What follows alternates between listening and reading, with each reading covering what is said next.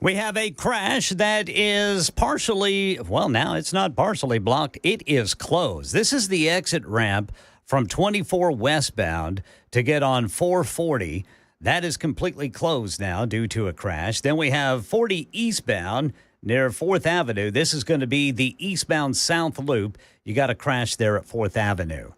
Traffic every 10 minutes every morning on Super Talk 99.7 WTN.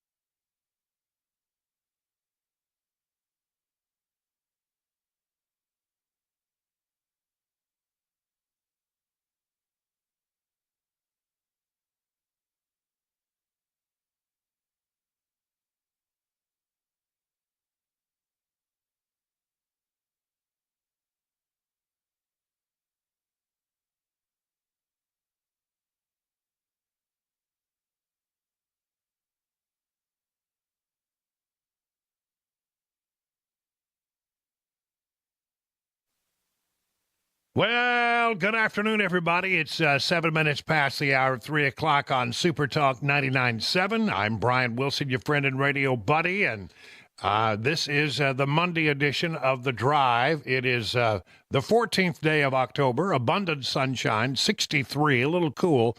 I have officially moved into sweatshirts. Wow. All right. I mean, I see I've got my big Watertown. Ooh, look at you. How about that? The Purple Tiger sweatshirt on. Yeah. And I got to tell you, it's going to get colder as the week goes on. We got frost coming. Mm-hmm. Oh, that's right. Which means that, you know, we can bring in all these stupid plants around the house and I don't have to water them anymore. Well, I mean, I don't water them. I don't water them except when Dawn's gone. But I have been having to water them when she goes. And so she's out of town this weekend, but I didn't water the plants. I figured they're going to go into the garage. She puts them in the garage and somehow they survive. You still have to water them in the garage, don't you? Yeah, I don't know. She may water them. I don't think they go into hibernation. I don't deal with plants, but all I know is that by the end of the winter in the garage there's a bunch of dead looking stuff, and then it's because you're not watering them, Brian. Well, I'm not. It's not my job to water them, and then I go out, and then in the springtime they come out and they start to work again. I don't understand it all, but it's magic. It's magic. But anyway, the real news here, I buried it, is get ready for frost. It's coming. That's right. All right. I'll tell you what else is coming. It's our 2024 update. We got lots of ground to cover. I got so much I'm going to have to break it up into 2 or 3 segments today. But I think it's important to get this kind of stuff. Here we go. Number one, let's look at the Real Clear Politics averages for the general election. You have to. I sort of have to explain that when you're doing a bunch of averaging, you say you got like 10 polls and you average them out, and things start to change. The averages move very slowly, but nonetheless, there's a trend here developing, and it is not good for Harris. It is very favorable to Donald Trump. The Real Clear Politics general election average has Harris leading now nationwide in the popular vote by only 1.7 points. 1.7, less than 2. It keeps going down incrementally every time you look at the number. And then, again, the same is true of the battleground averages. When you're averaging a bunch of polls together over time, when there starts to be a trend developing, it comes very slowly. It wasn't long ago that Harris was ahead in the battleground average, but now Trump is up by 0.4. I mean, I've looked at it like 0.2, 0.3, 0.4. But what that means is that some of the more recent polls that are coming in are definitely showing that there is a trend, a real trend developing out there. Some of it, according to the people who do the number crunching, has to do with some never Trumpers who are coming home. They weren't. They're not excited about Donald Trump, but they're definitely not excited about Kamala Harris. So, those folks are coming back. A lot of it has to do with Trump incrementally taking away votes from some of the demographics that have really been traditionally, Democrat, strongholds. most importantly, Kamala Harris is losing black male voters. Black male voters, not at all looking good. Here is, I want to find it here. Yeah, Harry Enton with CNN doing his sort of his assessment of how things are looking for Kamala Harris with regard to black and minority voters. For Republicans since 2000. I mean, the bottom line is this. At this particular hour, if you believe the polling, Donald Trump's going to put up the best performance with black voters since Richard Nixon back in 1960. Not 68, since 1960. That's 64 years ago. Among Hispanic voters, Donald Trump's going to put up the best performance for Republicans since 2004 and George W. Bush. So black and Hispanic voters coming in a big way toward Donald Trump and away from Kamala Harris. Now, she still has a majority of black votes. Don't get me wrong. But you don't have to take all of them to really hurt Democrat chances. He's digging into, black voters, Hispanic voters. Traditionally, they voted Democrat largely, but he's bringing them over, taking, bigger percentages of them. And it really is something that can help him as you start to put together, a coalition of voters are going to vote for you. And they're very worried about it. Here's James Clyburn. You just heard Donald Trump making his appeal to black men quite explicit. Your friend, Congresswoman Debbie Dingell, who you campaigned with in Michigan, says that the message she's hearing from black men is, quote, Democrats take us for granted. Donald Trump talks to us directly. Are you concerned about black men voting for Trump or staying home? Yes, I am concerned about black men staying home or voting for Trump. You just heard Donald Trump making his appeal. I'm sorry about that. I got it on repeat. Rinse and repeat. Okay, so James Clyburn, very concerned. Harry Enton says Trump's going to do better with black male voters than has done since 1960, Hispanic voters since George W. Bush. So that's a really, really good sign. And quite frankly, he's doing very well among male voters. Overwhelmingly, male voters tend to look toward Trump. Female voters, they're sort of still aligning with Kamala Harris. Here's Scott Jennings. Front page of the New York Times this morning. Democrats struggling with African-American voters, particularly African-American men. This gender gap issue is real. It's a real problem, and you see the Democrats reacting to it. And I think what they are now finally in October of the election coming to realize is that a lot of men think Democrats care more about dudes who want to become women than dudes who just want to be dudes. And no hunting. You just heard Donald Trump making his appeal to black men. That's pretty funny. I mean, they care more about dudes that want to be women than dudes who just want to be dudes. Dudes who want to become women than dudes who just want to be dudes. And no hunting, cosplay, or cringy videos is going to change it. The bet is made. Working class men, whether you're black, Hispanic, or white, persistently, consistently do not believe the Democratic Party and specifically Kamala Harris are going to do a thing for them. They've been told that they're the problem, and I suspect they're going to rise up on Election Day and tell the elites who told them that you're wrong. And you got Martha Raddatz out there admitting that part of the problem here is that voters across the country are not recognizing any improvement in the economic situation. In our new poll, 59% of Americans say the economy is getting worse, more than twice the 23% who say it's getting better. Wow. That's a tremendous statistic right there. She's not getting any help from, Governor Elmer Fudd. It was a terrible week for the Harris this campaign on there. You had Governor Elmer Fudd out hunting, and so he can't load his shotgun. He's trying to appeal to hunters. He can't load the gun. He's using the wrong gun. Be very, very quiet. I'm hunting rabbits. Well, he does look like Elmer Fudd in that, putting on that hunting cap and going out with a shotgun, and then in the photo opportunity, not knowing how to load his own shotgun. I mean, every Southern male in the country just went, oh, really? Honestly? You don't know how to load that thing? I mean, it was a disastrous photo opportunity. And look, nobody buys that nonsense. Nobody buys that nonsense at all.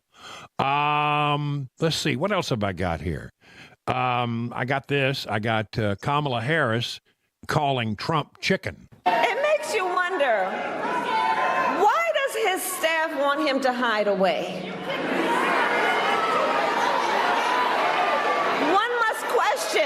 One must question, are they afraid that people will see that he is too weak and unstable to lead America? Is that what's going on? Well, I don't know if that's what's going on, but I'll tell you this. I count the number of photo opportunities and press availabilities and interview that Donald Trump does, and I would compare and contrast them to the number done by Kamala Harris and Governor Tim Walz, and there's no comparison. I think that the last statistic I saw on this is that Trump has done more of those kinds of things than Harris and Walz combined. And then you got J.D. Vance out there, doing stuff, and he's every time he gets on TV, he completely knocks it out of the park. But now she's starting to taunt him because, he doesn't want to do another debate. He doesn't need to do another debate, and they're desperate to have another debate. I'll tell you, when you know that the Democrats are desperate is when this happens. Vice President Harris has agreed to sit down for an exclusive interview with Fox News anchor Bret Baier. The network announced on Monday. The interview will air Wednesday at 6 p.m. during the network's special report. That's 5 p.m. our time, and will be conducted from the battleground state of Pennsylvania. It's the swingiest of all the swing states. This week's appearance marks Harris's first sit-down interview on the network ever, and comes just 22 days before the election. Polls show an incredibly tight race between Harris and former President Trump. That's expected to come down to the results in 7 swing states. And Harris has been looking, no doubt, at some of these polls that show that Donald Trump is doing better in the swing states. And in fact, he's leading. He's got some polling out there that shows he's leading in all 7, certainly doing well in 6. Some of them are just runaways, and he's looking very strong. So they're looking at that. They realize time is running down. They see the trend going toward, and everybody sees the trend. Nobody doesn't see the trend. The trend is undeniable. The trend is toward Trump and away from Harris.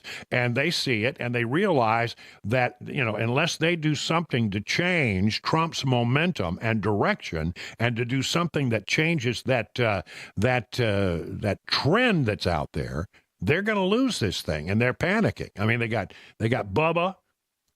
They got Barack out there on the campaign trail because clearly she's not connecting with voters. So they're hoping that they will as her surrogates, and they're out there doing that kind of stuff. Part of the problem here is that she's not very good on the campaign trail. Like here's one of the more memorable sound bites. So when we think about what's at stake in this election, whoa, it's packed with some stuff. It's packed with stuff. It's packed with some fundamental stuff. What does that even mean? I don't. Articulately. She said.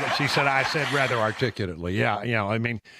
That's the kind of stuff you're getting on the campaign trail, and it's just not resonating. Maybe her prompter went off. Maybe that's what happened. Because it's packed with some stuff. Don't they look? You look at that. You look at a campaign, and it's just packed with stuff.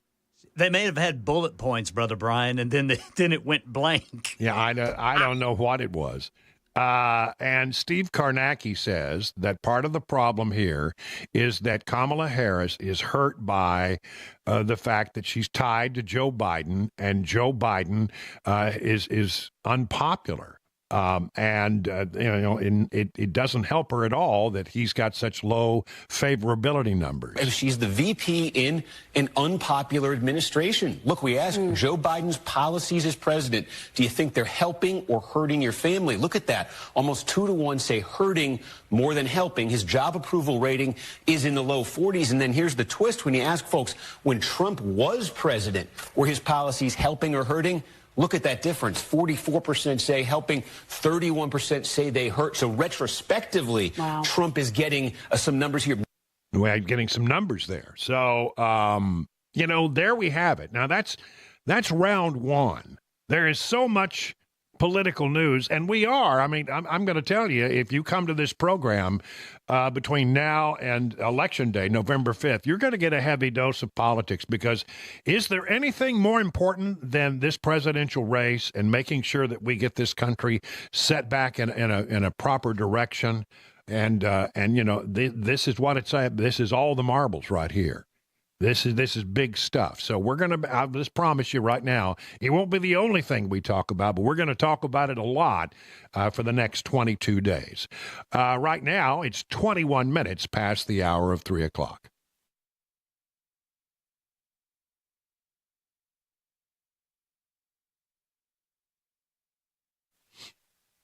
Big news from the folks at DT McCall. If you've been thinking of buying a gun safe but putting it off, now is the time.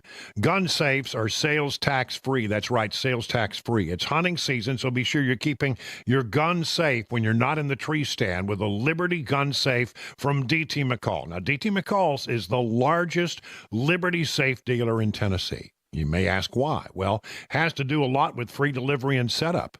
Others charge $500 at least for delivery and setup of the bigger models and $300 for the smaller models. DT McCall & Sons delivers every safe free every time, period. Never a setup charge. Security is important these days, and a Liberty gun safe from DT McCall's can be used for valuables, cash, jewelry, important documents, wills, deeds, car titles, whatever you need to keep safe from theft or fire. So save some big bucks now on your Liberty gun safe when you shop at your local DT McCall's. Just go to dtmccalls.com for locations and information. Did you know you're overpaying for your health and wellness products? With over 20 company-owned brands offering its members vitamins, supplements, wellness, and skincare products, you're able to save up to 70% off retail. Members Nutrition can't change your life, but we can change the way you live.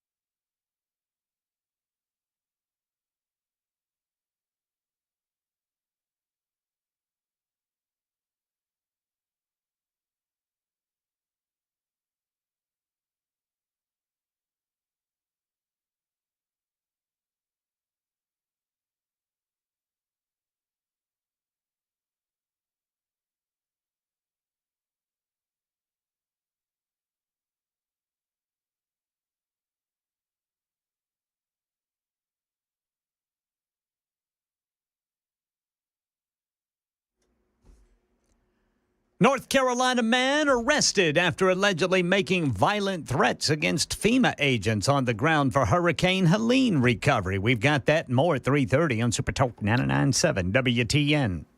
It is 26 minutes now past the hour. That's Ken Weaver in the newsroom, and I'm not sure. I didn't watch much football this weekend. I had other things going. So how did your Boomer Sooners do? Who? The what now?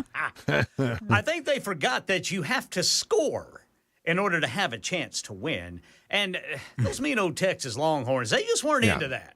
Well, the Texas Longhorns are looking pretty strong this year, you have to say. Too Yeah, bad. they really are, yeah. Looking pretty good. And there's Chris Webber, and he's back from a week of vacation. Anything good happen on your vacation? Yeah, hurricane. Where were you? Did you go to another hurricane? I was in Florida.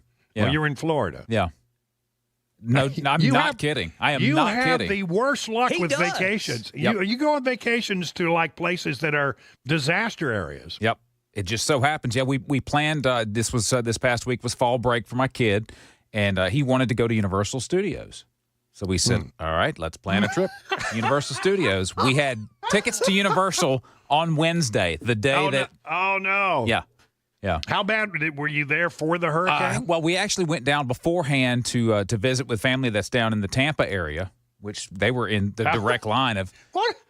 You couldn't have picked a worse area to go to. Exactly. Yeah, it just so happens that way. But, it was one of those things where when we left heading down over the weekend, that prior weekend, it was still it might turn into a hurricane. It might not. It's going to up in there. It's like, well, we need to go, So we went and spent the weekend down there with family. And obviously by Saturday afternoon, it was, in the evening, it was very clear this thing is coming. Right. So we hung around. I think we left around lunchtime on Monday. Said we better probably get out of Florida while we can. Yeah. Did you hit all the traffic? We did hit some traffic on Monday. They had opened up the shoulders for people heading northbound, which was something new for me. I'd never had that experience before. That was a little concerning because I'm like, what is this idiot doing coming up behind me on the shoulder? And they're moving fast, too, aren't they? And that's what people can't figure that out, that just because it's the left shoulder doesn't mean that it should be the fast lane. Right. Because trying to drive 80 miles an hour on the shoulder is an adventure.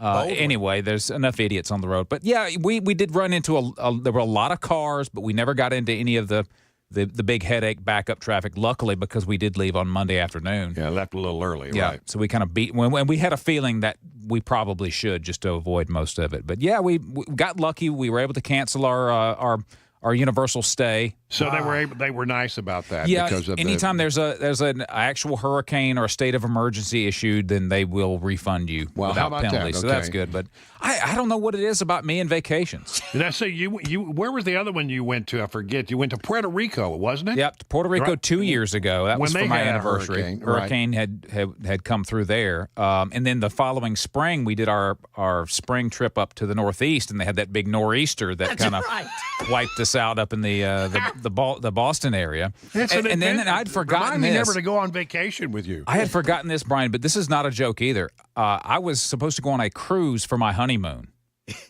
in 2005. Remember something that happened in the fall of 2005?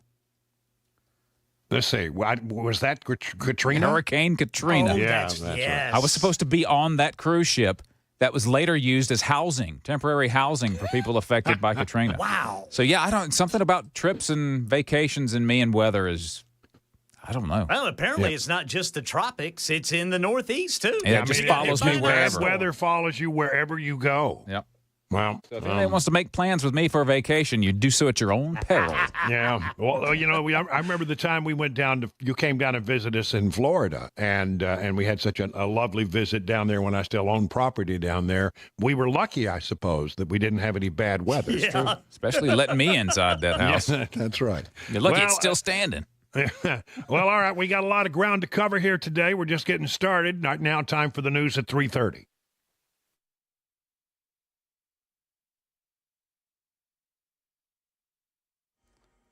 I'm Ken Weaver with your top stories. And yes, we got to look out for that frost. The first frost of the year is coming this week. Got the full forecast coming up in 5 minutes. Federal Emergency Management Agency temporarily halting some storm recovery operations in North Carolina amid threats of violence. The organization, the United Cajun Navy, reporting its volunteers witnessed a resident threatening FEMA personnel stationed at one of their distribution centers in the western part of the state. In a statement, the group calling the threats unacceptable. Cajun Navy Vice President and National Spokesman Brian Trasher urging calm. Make your voice heard at the ballot box, next month. Don't take it out on these federal employees. They're there to help you, and they really do care about their mission. Speaking of the ballot box, Trump running mate J.D. Vance campaigning in battleground Minnesota. Right now, we're feeling very, very good about where we are. We think we have the momentum. We think, frankly, even without the momentum, if the election were held today, we would win. And Vice Presidential candidate Governor Tim Walz campaigning in Wisconsin. We need to get especially young men out there to vote. 22 days to Election Day. Early voting starts on Wednesday. In Florida today, NASA launched a spacecraft to explore one of Jupiter's moons. 3, 2, 1, ignition. And liftoff. Liftoff of Falcon Heavy with Europa Clipper. Yeah, the Europa Clipper expected to get to Jupiter in 5 years to study its moon, Europa, which scientists say has an ocean of liquid water underneath a layer of ice, one of the most promising places to look for non-terrestrial life.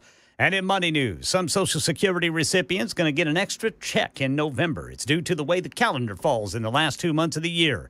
The beneficiaries impacted will be those who receive Social Security Supplemental Security Income, or SSI, a program for disabled adults and low-income seniors. That's the latest news. Traffic and weather next. I'm Ken Weaver, WTN News.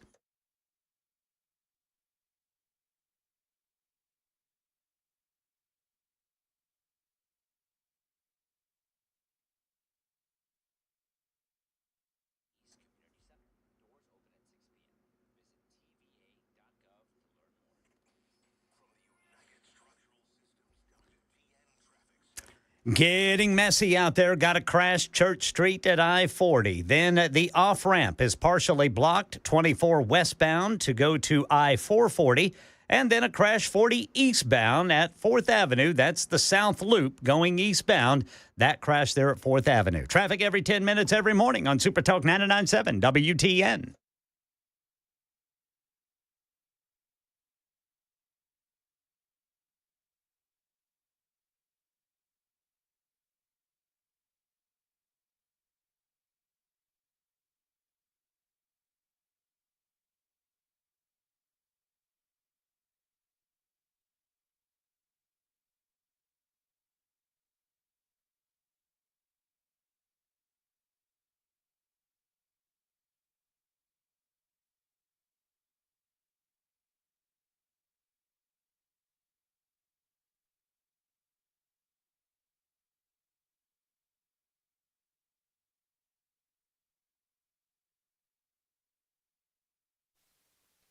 Grace Point Healthcare is known for affordable, convenient, and comprehensive medicine. That's what they do. They have a thing called a basic smart care plan. Starts at just $69 a month and includes free office visits and free basic labs and diagnostic tests for a full year. At Grace Point, you're usually seen the same day or the next day, so there's no long wait times in the waiting room.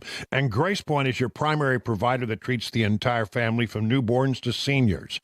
Fall allergy season is here. Don't suffer through another seasonal change. Get complete testing and treatment and enjoy the beauty of fall this year. Grace Point, a military veteran-owned practice located in the heart of Franklin. Just call this number, 599-6868, to schedule your next medical appointment. Grace Point Healthcare, modern medicine delivered the old-fashioned way. The guaranteed offer is the easiest way to sell your home. It's really simple. We bring you an all-cash offer. You close in as little as 21 days. No home inspections, no lock boxes, no open houses. Go to markspain.com to get a guaranteed offer and start packing.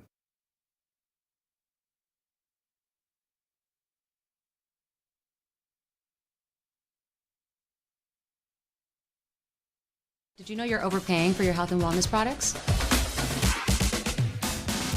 With over 20 company-owned brands offering its members vitamins, supplements, wellness, and skincare products, you're able to save up to 70% off retail. Members Nutrition can't change your life, but we can change the way you live.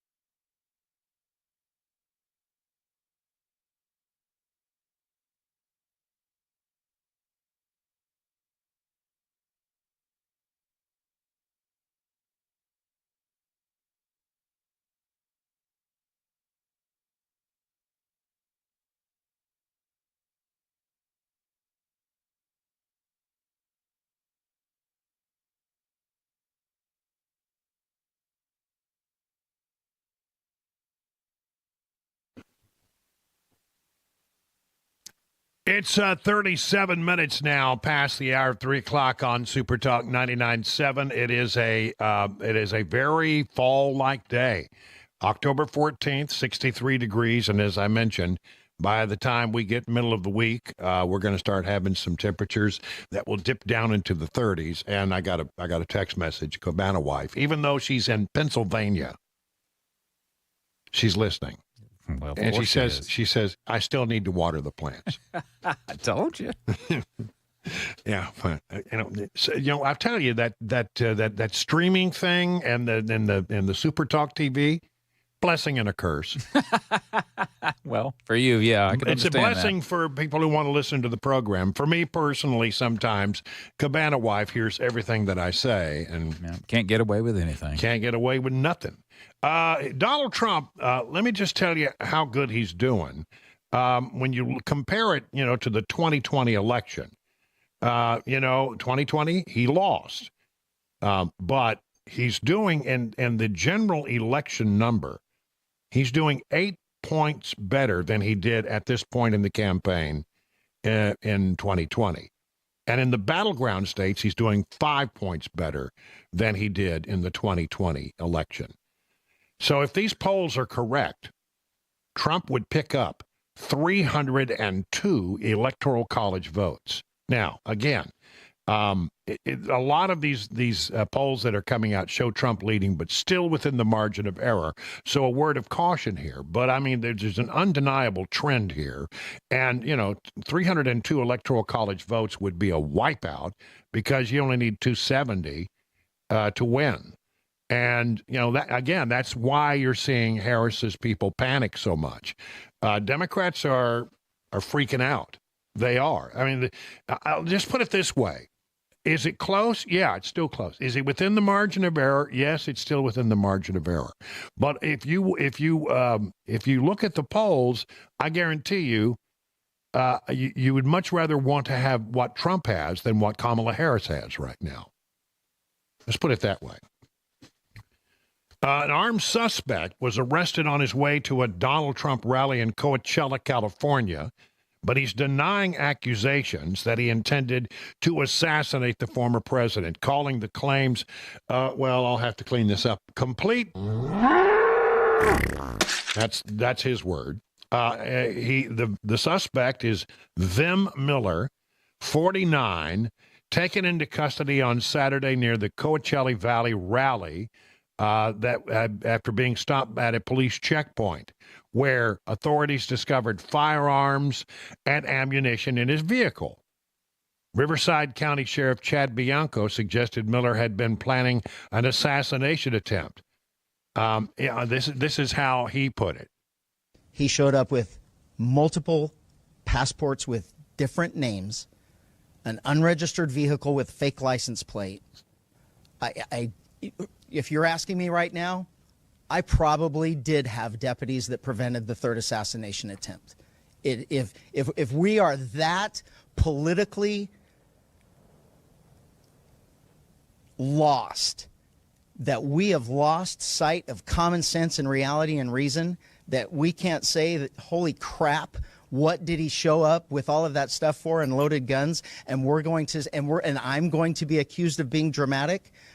We have a serious, serious problem in this country because this is common sense and reason. I saw some of you there yesterday. You didn't have guns and fake IDs. I don't know how else to explain it.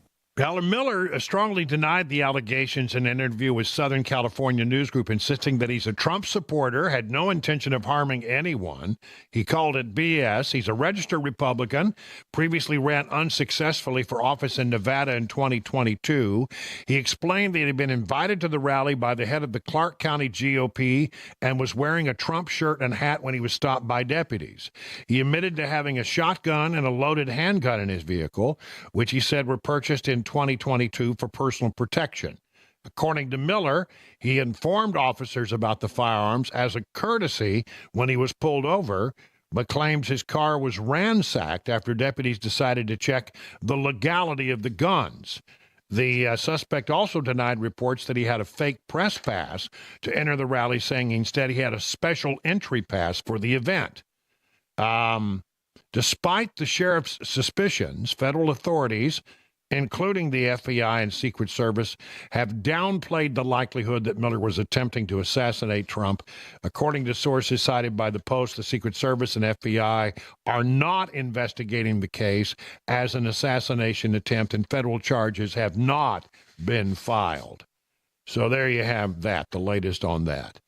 The president was, as I say, doing a lot of campaign events out there. Somebody who took the stage on his behalf was the actor Dennis Quaid. I'm here today to tell you that it's time to pick a side. Are we going to be a nation that stands for the Constitution or for TikTok? Are we going to be a nation of law and order or wide open borders? Which is it? Because it's time to pick a side. I'm an actor, and I just had this movie come out. It was famous last name Reagan.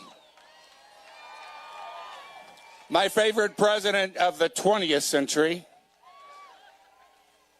And it's amazing how the issues of the 1980 election are very similar to what they are today. I don't know if those of you who are of a certain age here probably remember the inflation that was going on back then.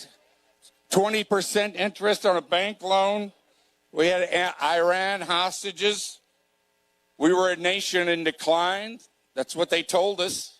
Ronald Reagan came along and said, no, we're not a nation in decline. We're going there. And we followed him. The same with Trump.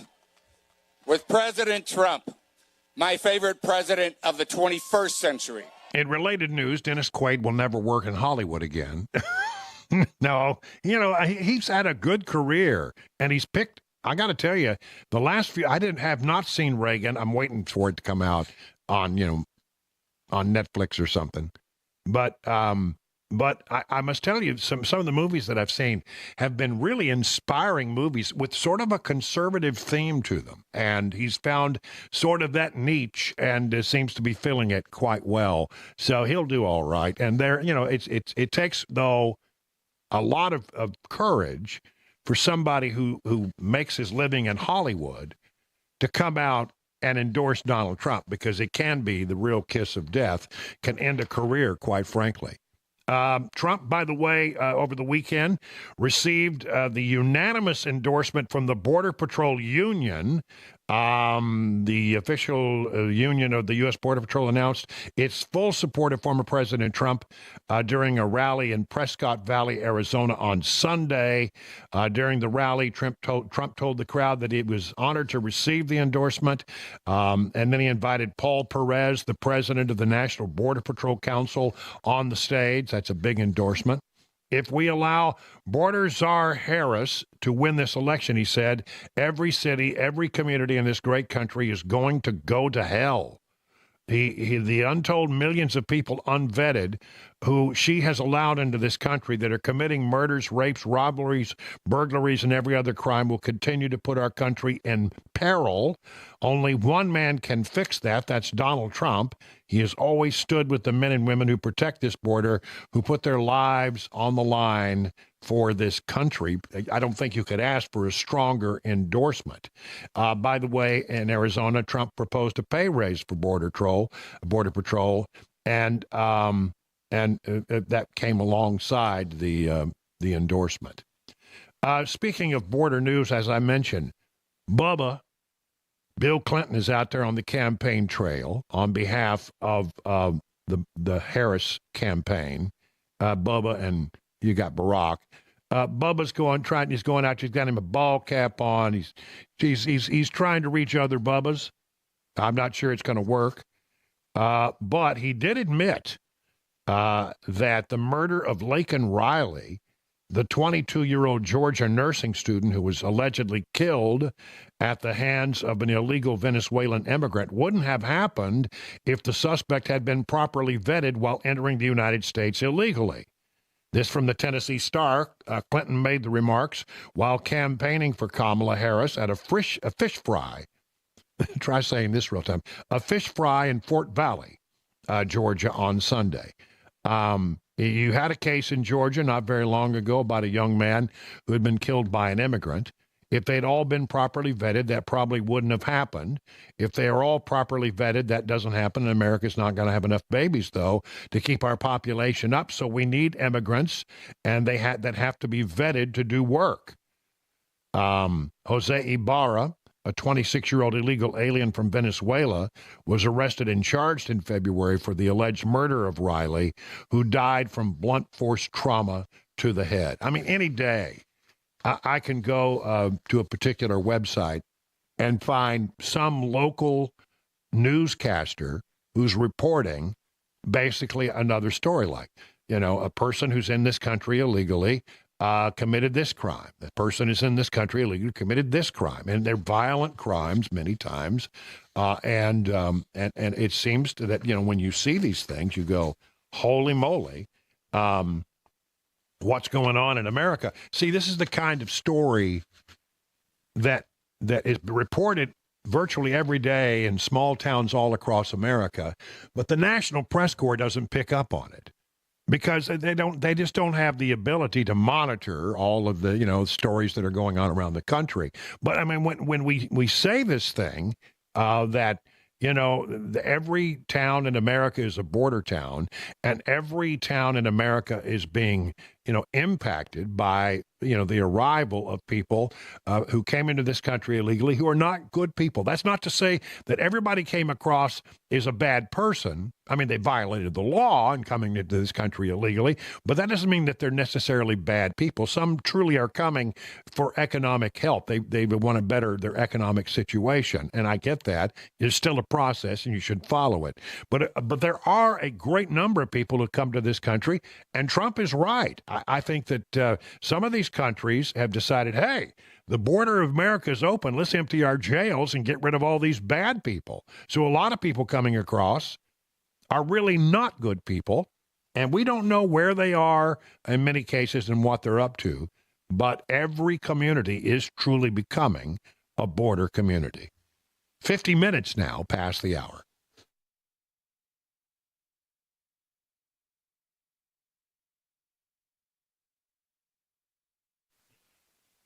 I'm going to go break away from my regular talking points about United Structural Systems.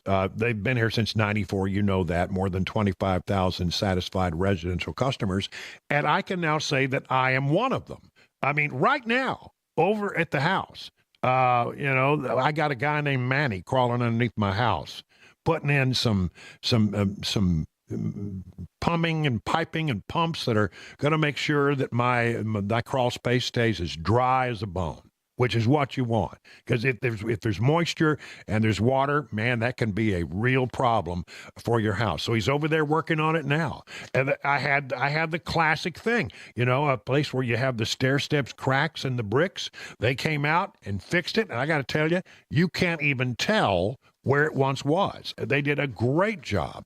Really, really good people. So if you need foundation repair, if you need waterproofing work underneath your house, you got water in your crawl space or in your basement, or perhaps your concrete is sinking or sloping, they've got a polylift system that'll put it back nice, plumb, and level. That's what you want. They say don't replace it, raise it. It's cheaper to do it that way.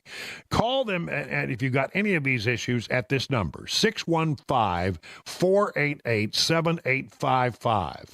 And learn more by going to their website, USSTN.com. Did you know you're overpaying for your health and wellness products? With over 20 company-owned brands offering its members vitamins, supplements, wellness, and skincare products, you're able to save up to 70% off retail. Members Nutrition can't change your life, but we can change the way you live.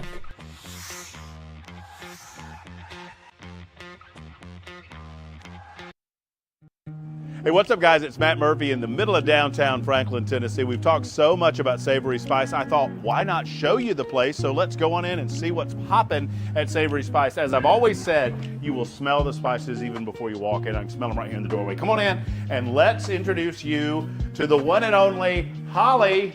who is the owner and proprietor of Savory Spice. Say hey, Holly. Hello, everyone. Now, enough about Holly. Let's talk about spicy and easy products like the incredible taco soup, which, as I said, you put this in a crock pot, you put all the ingredients that it tells you to buy right there, you put the spices in, and it's so easy. So if you don't know what you're doing around the kitchen, it's a perfect way to find your way around the kitchen, as is the Mediterranean dill risotto. Now, for the holidays, pumpkin pie spice. What doesn't it have, Holly? Pumpkin. Doesn't have any pumpkin in it. That's a fun fact for all of you kids out there. Now, if you stop by Savory Spice, either in the Franklin location or at L&L Market, you can get yourself a sample of the dill dip, which is my absolute favorite. Just tell them Matt Murphy sent you to Savory Spice with purchase now. So come by Franklin or L&L Market in Nashville and come see Holly and the entire crew at Savory Spice.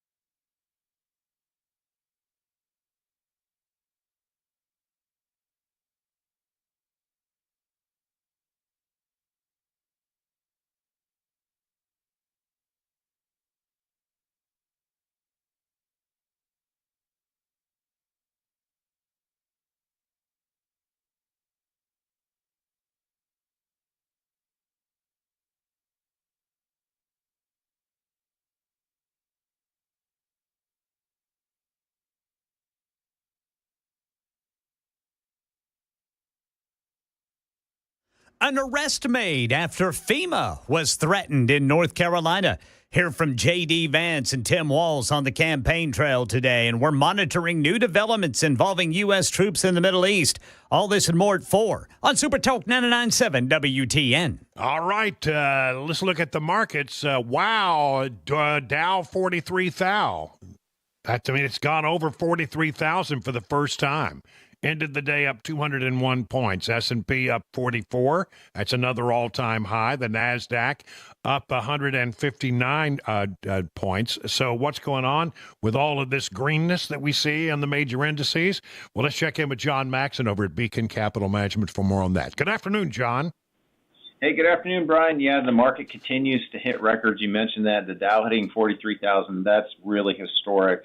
The bull market's actually entering its third year as we get into the fourth quarter.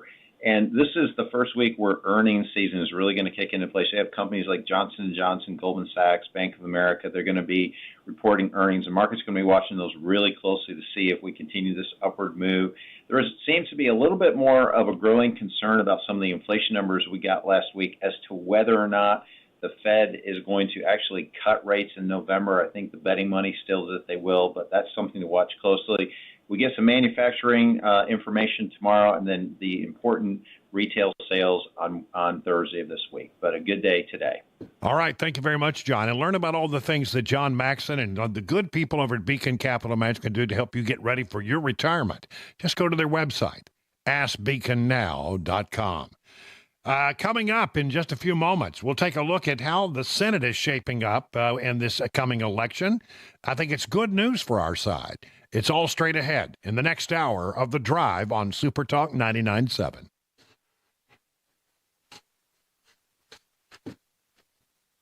Hey, listen, the folks at Stoltzco are the place you need to go if you want to do a pole barn. The two brothers that run there are guys that believe in exceptional quality, craftsmanship, and fair prices. They can build your new pole barn to your specifications with your needs in mind, and that is the Stoltzco difference. Now, here's a question, though. Do you have some land? Are you doing anything with it? Well, how about investing in that land? Do something with your money, invest on something, and reap the benefits of all the things you can have. Maybe you could build a barn dominium out in your country land. You know, barn dominiums are a very cool place to go on the weekend. Maybe you retire there. Pole barns can be used for a whole host of things, garages, tools. How about an equestrian space or an event space? One way or the other, you know, you could take your land and talk to the folks at Stoltzco and really have something, a place to hang out on weekends, a future home. I mean, so many different big possibilities. Do me a favor, go to their website, stoltzco.com, STOLTZCO. Take a look at the things that they're doing for other people, and then you're going to get it. And then you're going to want to call. Here's the number, 615-622-5992. Again, that's stoltzco.com. The guaranteed offer is the easiest way to sell your home. It's really simple. We bring you an all-cash offer. You close in as little as 21 days. No home inspections, no lockboxes, no open houses. Go to markspain.com to get a guaranteed offer and start packing.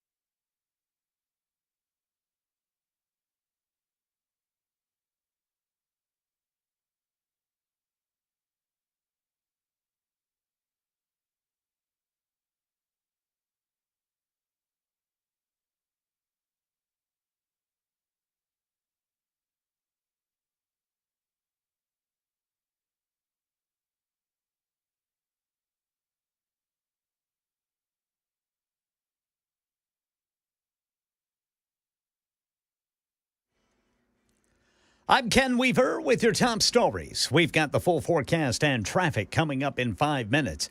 The Federal Emergency Management Agency temporarily halting some storm recovery operations in North Carolina amid threats of violence. The organization, the United Cajun Navy, reporting its volunteers witnessed a resident threatening FEMA personnel stationed at one of their distribution centers in the western part of North Carolina. In a statement, the group calling the threats unacceptable.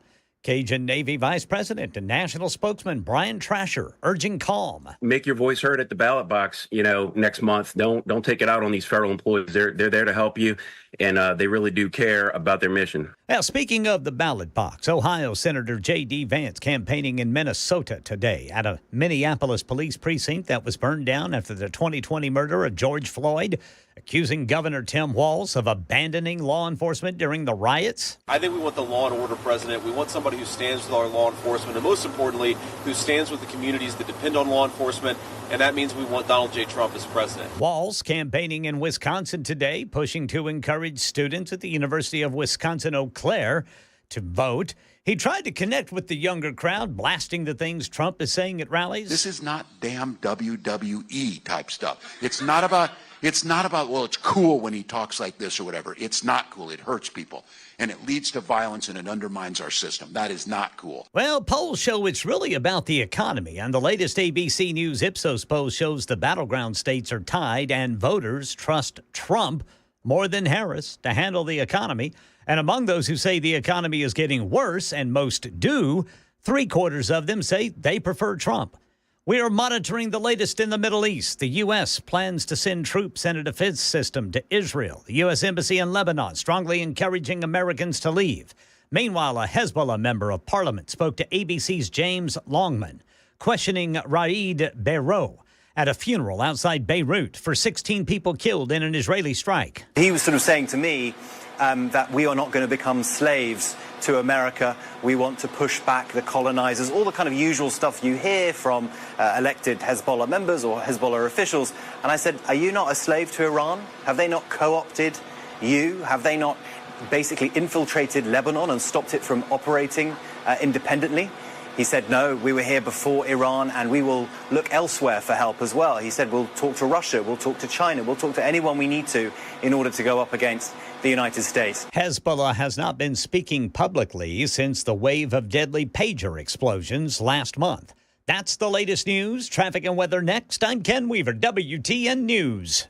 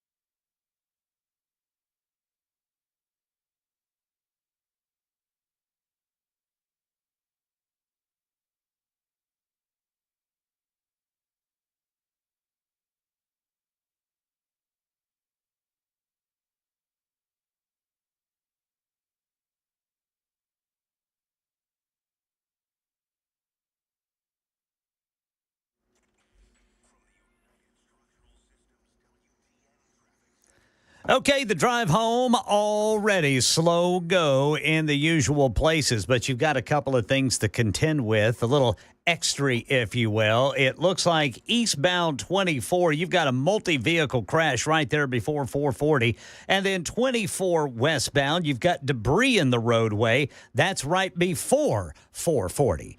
Traffic every 10 minutes every morning on Super Talk 99.7 WTN.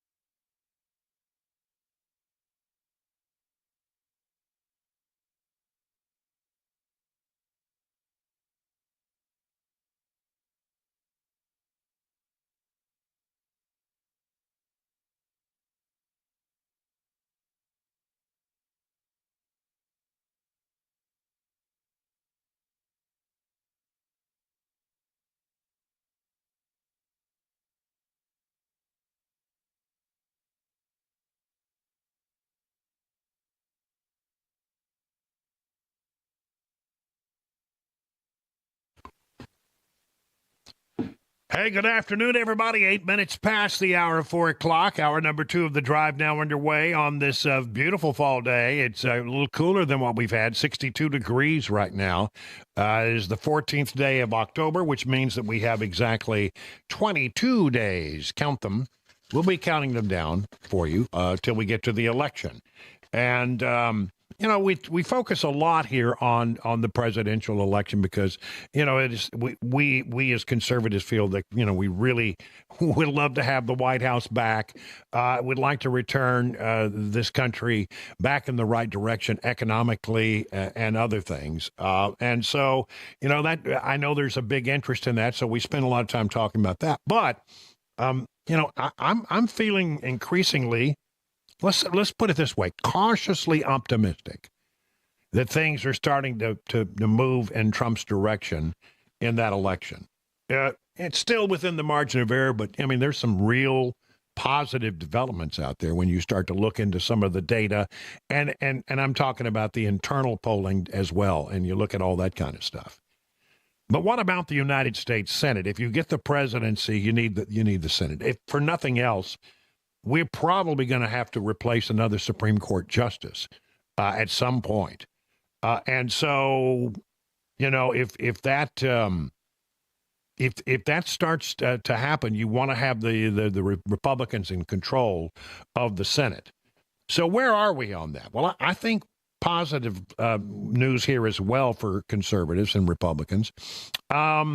Republicans have a 72% chance of retaking the upper chamber, says the Hill.com's decision desk.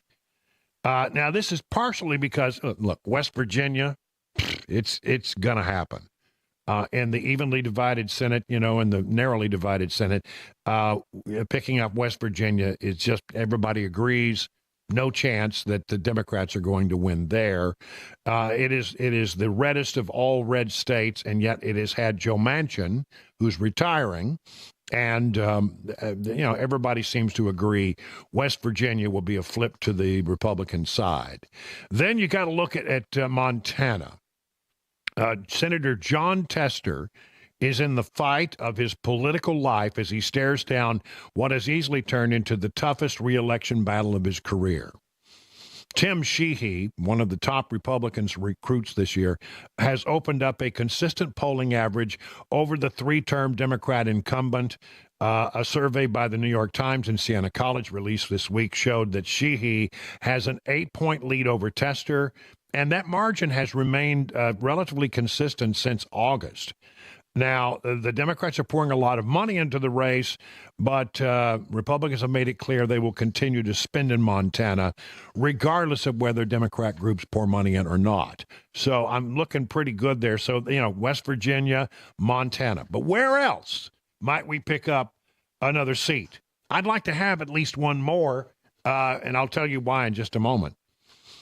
Ohio, the fight between Sherrod Brown, the incumbent, and Republican Bernie Moreno is showing signs of tightening as Democrats race to limit the damage in November. Brown has maintained a constant lead through the summer, buoyed by an ad bonanza in an attempt to define Moreno. But Republican forces have answered in the past month, with Moreno going up with ads and groups run by top lieutenants of Senate Minority Leader Mitch McConnell set to spend $80 million between Labor Day and Election Day. Now Brown is attempting to hold Moreno off. He's talking about the abortion issue, trying to get suburban women to come to his rescue. But recent surveys indicate the race is a pure toss-up. According to a recent internal poll at the Republican National Senatorial Committee, the race is deadlocked at 46%, making a 2-point turn toward Moreno in roughly 3 weeks.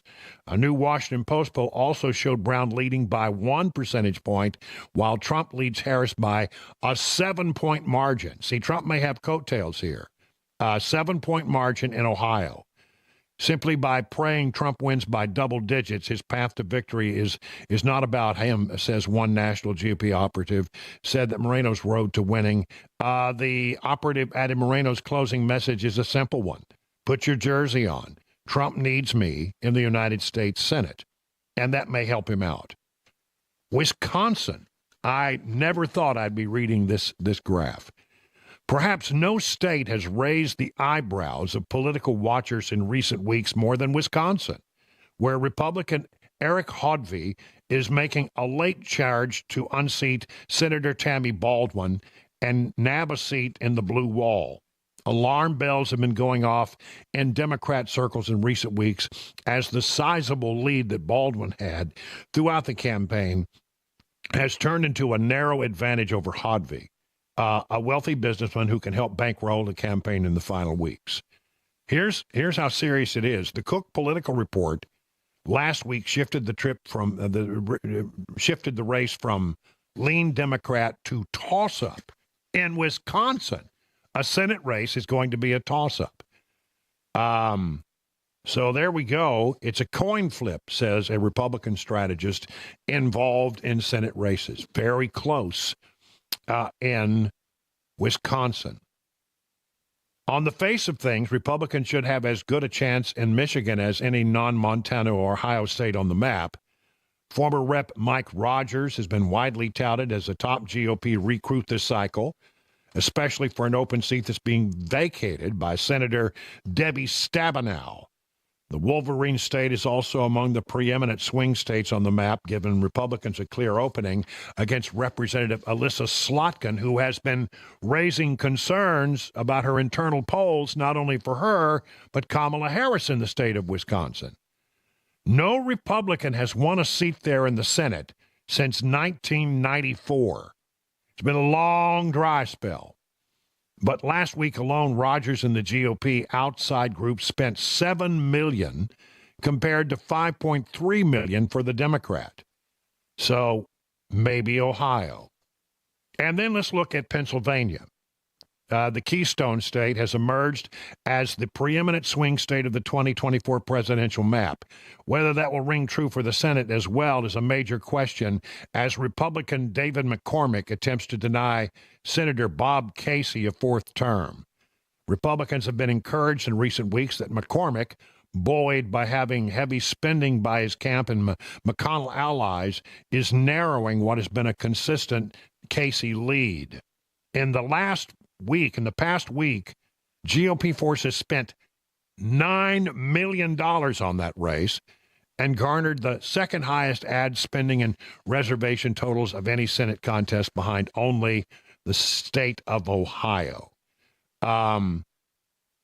It's going to be close there. McCormick probably will squeak that one out if I had to make a guess. But nonetheless, definitely there's some sign. All you need is one out of those to sort of, absolutely lock this thing down. And now that's the good news.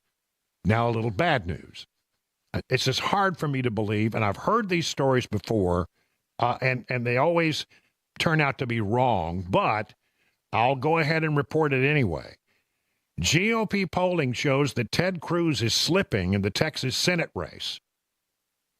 According to Newsmax, Senator Ted Cruz is in jeopardy of losing his Senate seat, according to internal GOP polling obtained by Politico. Cruz is up by just 1 point against Representative Colin Allred of Texas, less than 1 month before the 2024 election, a memo from the Senate Leadership Fund reveals. Republicans are still favored to take control of the Senate chamber, but the Texas data appear problematic.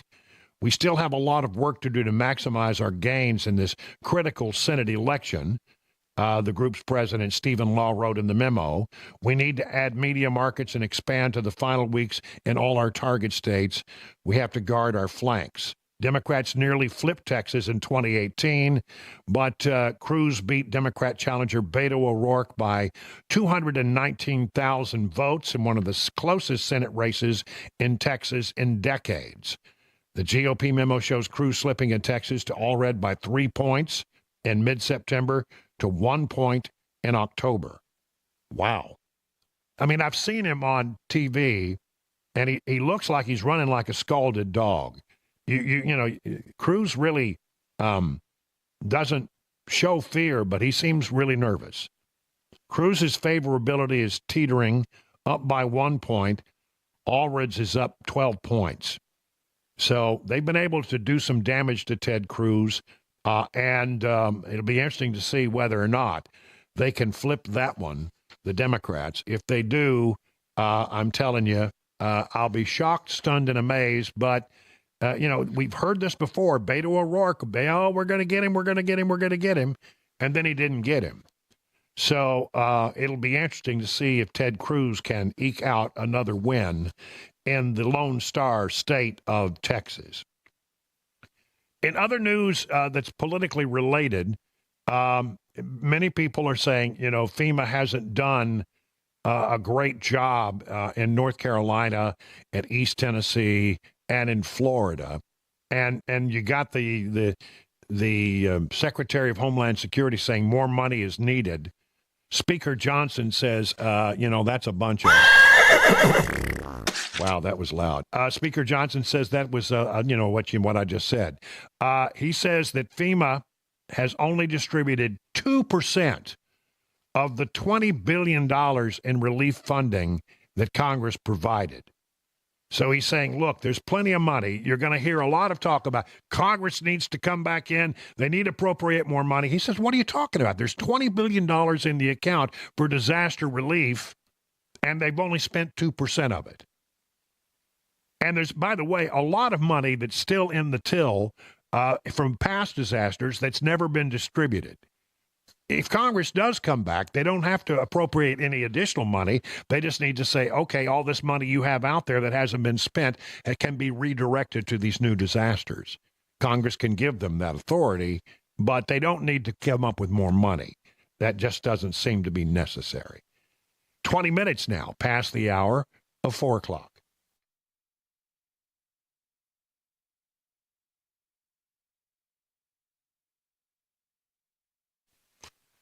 A question from the folks at Beacon Capital Management. Are your retirement assets structured to minimize taxes? You need to think about this.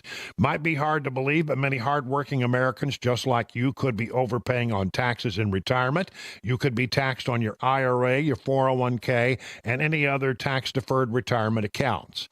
Beacon Capital Management is here to give you peace of mind. With the threat of massive tax increases just around the corner, your nest egg could be in trouble unless you take advantage of defensive tax-saving strategies now. Defend your hard-earned retirement savings by scheduling a free retirement tax reduction analysis today. No cost, no pressure, no obligation. If you've saved more than $250,000 for retirement, don't wait any longer. Schedule your free retirement tax reduction analysis from Beacon. Just call this number. You ready? Write it down. 615-488-9303. Or visit askbeaconnow.com. Hey, what's up, guys? It's Matt Murphy in the middle of downtown Franklin, Tennessee. We've talked so much about Savory Spice. I thought, why not show you the place? So let's go on in and see what's popping at Savory Spice. As I've always said, you will smell the spices even before you walk in. I can smell them right here in the doorway. Come on in, and let's introduce you to the one and only Holly, who is the owner and proprietor of Savory Spice. Say hey, Holly. Hello, everyone. Now, enough about Holly. Let's talk about spicy and easy products like the incredible taco soup, which, as I said, you put this in a crock pot, you put all the ingredients that it tells you to buy right there, you put the spices in, and it's so easy. So if you don't know what you're doing around the kitchen, it's a perfect way to find your way around the kitchen, as is the Mediterranean dill risotto. Now, for the holidays, pumpkin pie spice. What doesn't it have, Holly? Pumpkin. Doesn't have any pumpkin in it. That's a fun fact for all of you kids out there. Now, if you stop by Savory Spice, either in the Franklin location or at L&L Market, you can get yourself a sample of the dill dip, which is my absolute favorite. Just tell them Matt Murphy sent you to Savory Spice with purchase now. So come by Franklin or L&L Market in Nashville and come see Holly and the entire crew at Savory Spice.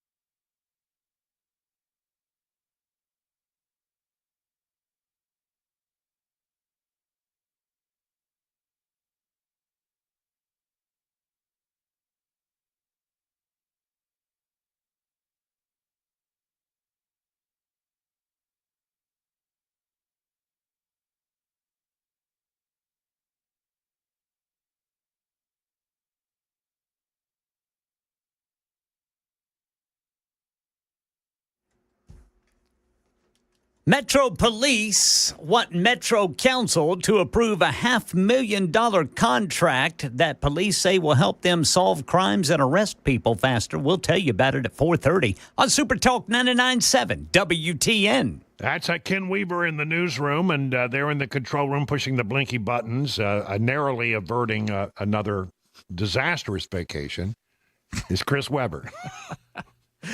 Yeah, when are you going to go swimming with sharks, Brother Chris? I should have went into the storm chasing business. Yeah, maybe you should. They'd have just come to me instead of me having to chase them. Yeah, that's right. But I tell you what, that's something else. I mean, the number of times you've gone on vacation and ended up being in some kind of weather-related disaster zone is it's unbelievable. Seems to happen more times than it doesn't. Yeah, that's right.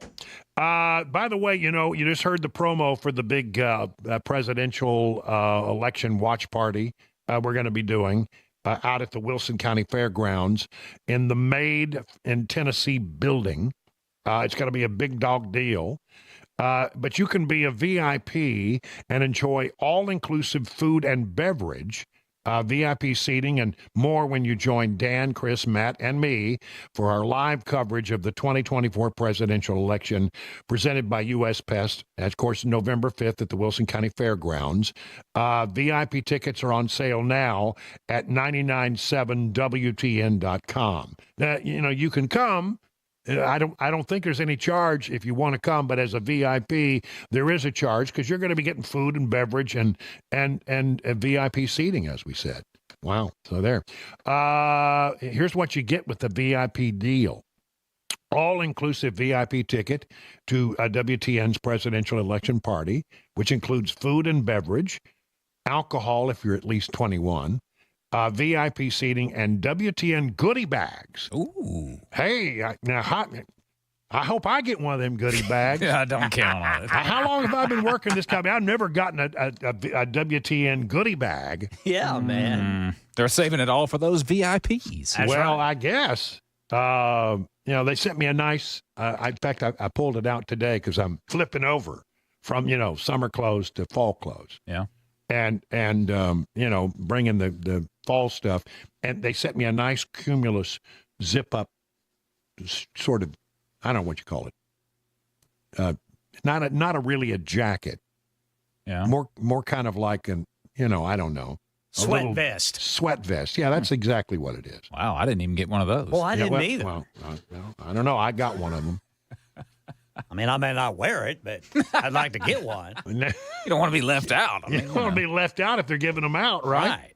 Well, I don't know, but I pulled that out today. I think that's about it.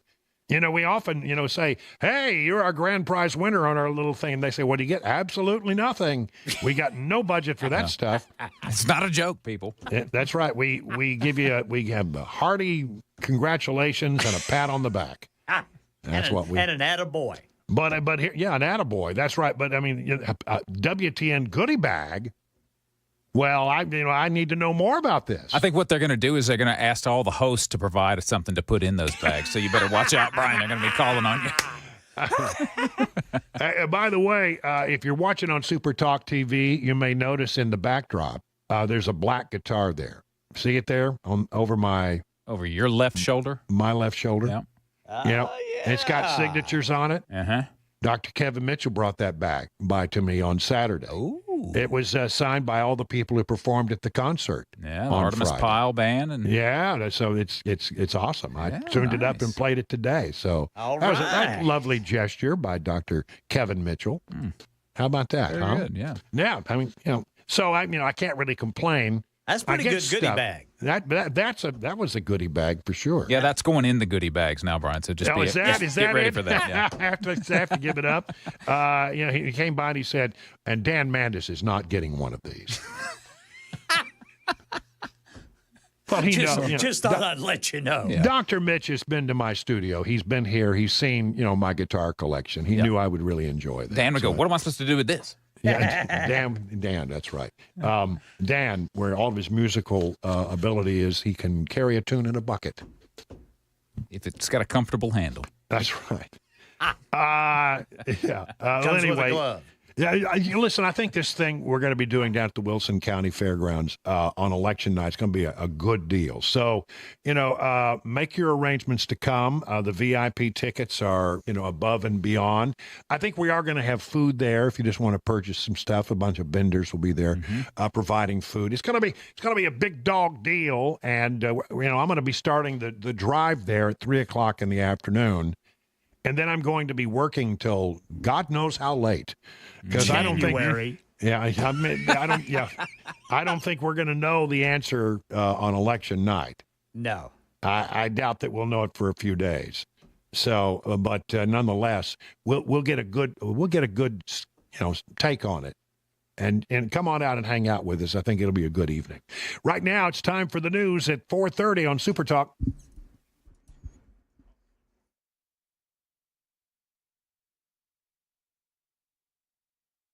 .30 on the dot. I'm Ken Weaver with your top stories. Full forecast and traffic in 5 minutes. Metro Police wants access to businesses' surveillance cameras. They say it's needed to help solve crimes and arrest people faster. Channel 4 says a system upgrade would allow police to watch private business cameras as well as all of the public cameras they already have access to. Police would only get access to the camera once it is registered with the system. Metro Council will have to approve the contract after a public hearing at this week's meeting. Sheriff's deputies in Rutherford County, North Carolina, southeast of Asheville, have arrested a man who allegedly threatened FEMA workers assisting in the Hurricane Helene recovery. Here's Stephen Portnoy. 44-year-old William Parsons is charged with a misdemeanor for being armed on the streets with the intent to terrorize. Authorities say while carrying an assault rifle, Parsons stopped at a gas station and made a threat against FEMA employees. Sheriff's deputies investigated the possibility that a truckload of militia members were involved in the threat, but officials say they've determined Parsons acted alone. Money News, Brian Clark. U.S. stocks leading the charge as the markets add to their all-time highs Monday. The Dow closing up 201 points, the Nasdaq coming in 160 points higher, while the S&P picked up 45. The acting Secretary of Labor, Julie Su, in Seattle, meeting with Boeing negotiators and the union representing striking machinists. The ongoing strike passed the 1-month mark over the weekend. It followed Boeing's announcement that it plans to cut 17,000 jobs and delay some delivery dates. Bath & Body Works apologizing and pulling a product from store shelves after online commentators compared the design of the snowed-in candle to Ku Klux Klan hoods. A spokesman for the company said in a statement the mistake was unintentional and the company's committed to fixing it. And Lily Ledbetter, an Alabama factory manager whose fight for equal pay from her employer led to new wage discrimination legislation, has died. She was 86. That's the latest news, traffic and weather next. I'm Ken Weaver, WTN News.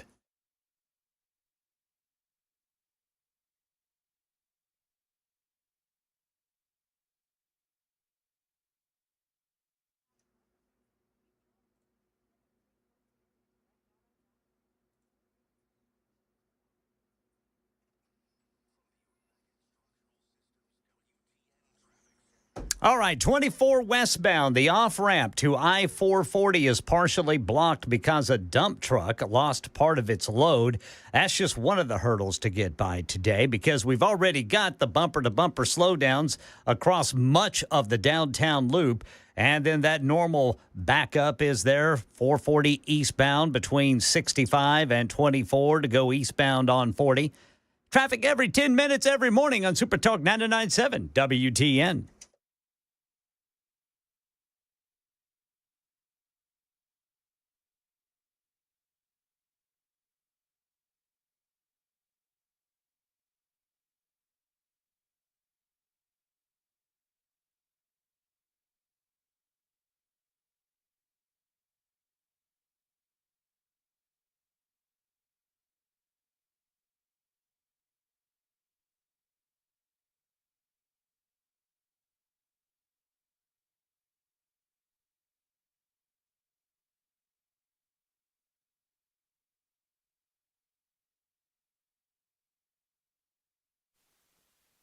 You know, it's the spooky season. Don't be tricked this October. Let Busy Bee Plumbing, Heating, and Cooling, your Rude Pro partner, treat your family with these specials. How about that?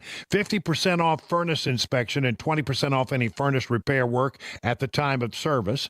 Includes check, test, and start only. Additional fee for maintenance repair work must be done at the time of the inspection. $69 for a mainline camera inspection from outside clean out. Find out if your drain pipes are clean, cracked, or clogged. Up to $300 off ultraviolet home treatment systems installation. RM2 systems only. And remember, the Beehive Club, yes, you cannot forget that. As a Beehive member, you'll receive a 3% annual, three annual tune-ups, one for cooling, one for heating, one for plumbing, a 10% discount on all repairs, priority front-of-the-line service, $100 annual accrued replacement credit with a $1,000 max, no overtime or holiday fees, all for as little as $99. For satisfaction guaranteed, call Busy Bee HVAC, your Rude Pro partner, 615-775-7833, or visit busybehvac.com. Hey, what's up, guys? It's Matt Murphy in the middle of downtown Franklin, Tennessee. We've talked so much about Savory Spice. I thought, why not show you the place? So let's go on in and see what's popping at Savory Spice. As I've always said, you will smell the spices even before you walk in. I can smell them right here in the doorway. Come on in, and let's introduce you to the one and only Holly, who is the owner and proprietor of Savory Spice. Say hey, Holly. Hello, everyone. Now, enough about Holly. Let's talk about spicy and easy products like the incredible taco soup, which, as I said, you put this in a crock pot, you put all the ingredients that it tells you to buy right there, you put the spices in, and it's so easy. So if you don't know what you're doing around the kitchen, it's a perfect way to find your way around the kitchen, as is the Mediterranean dill risotto. Now, for the holidays, pumpkin pie spice. What doesn't it have, Holly? Pumpkin. Doesn't have any pumpkin in it. That's a fun fact for all of you kids out there. Now, if you stop by Savory Spice, either in the Franklin location or at L&L Market, you can get yourself a sample of the dill dip, which is my absolute favorite. Just tell them Matt Murphy sent you to Savory Spice with purchase now. So come by Franklin or L&L Market in Nashville and come see Holly and the entire crew at Savory Spice.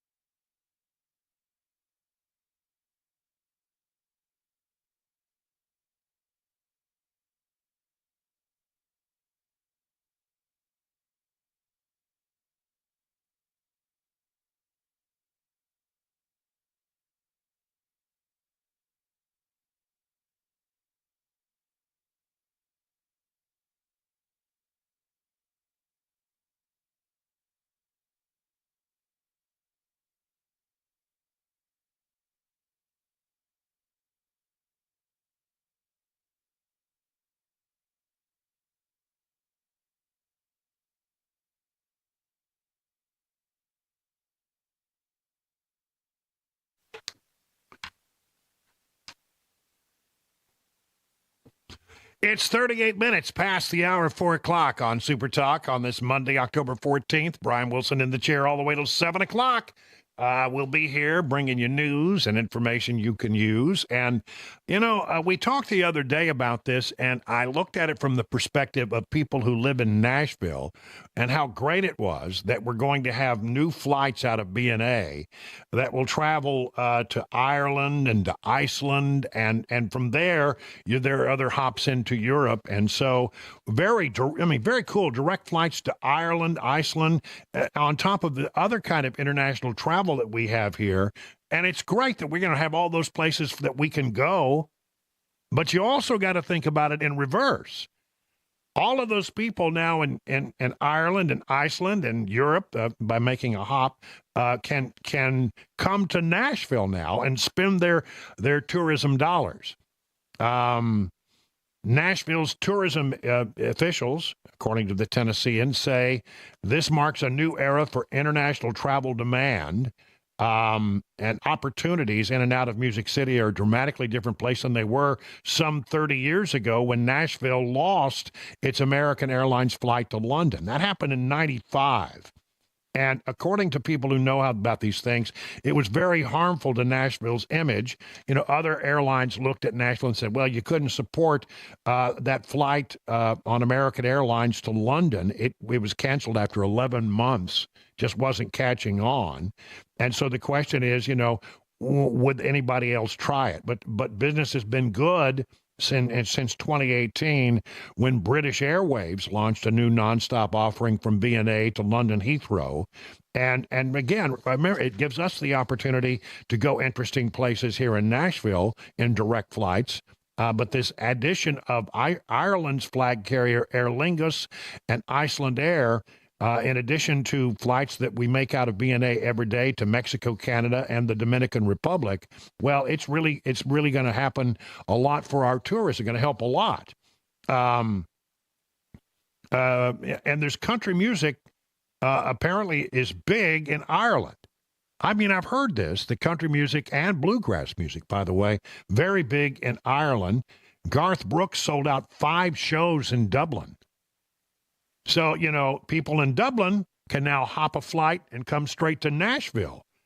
The Grand Ole Opry will debut at London's Royal Albert Hall as part of the Mother Church of Country Music's 100th birthday celebration.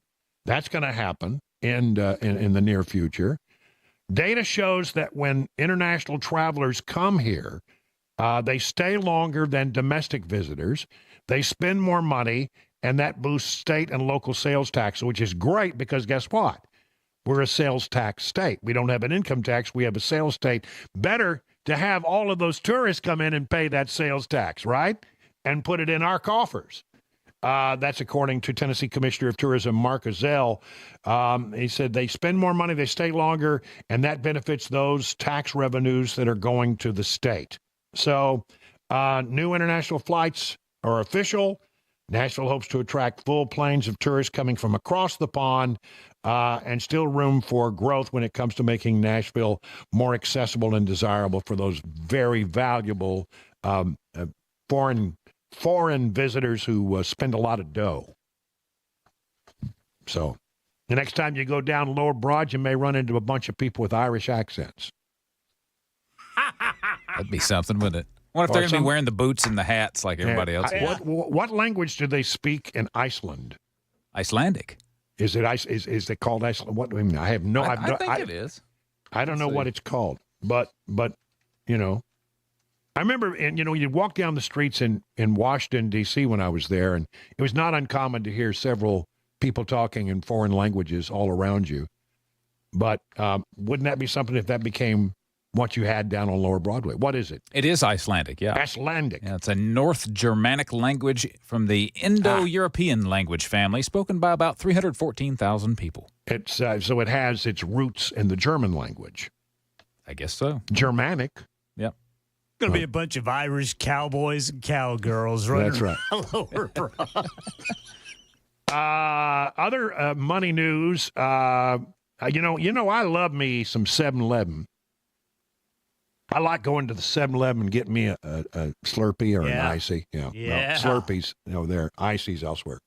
But, you know, apparently 7-Eleven's going to close some 444 North American stores. Mm-hmm.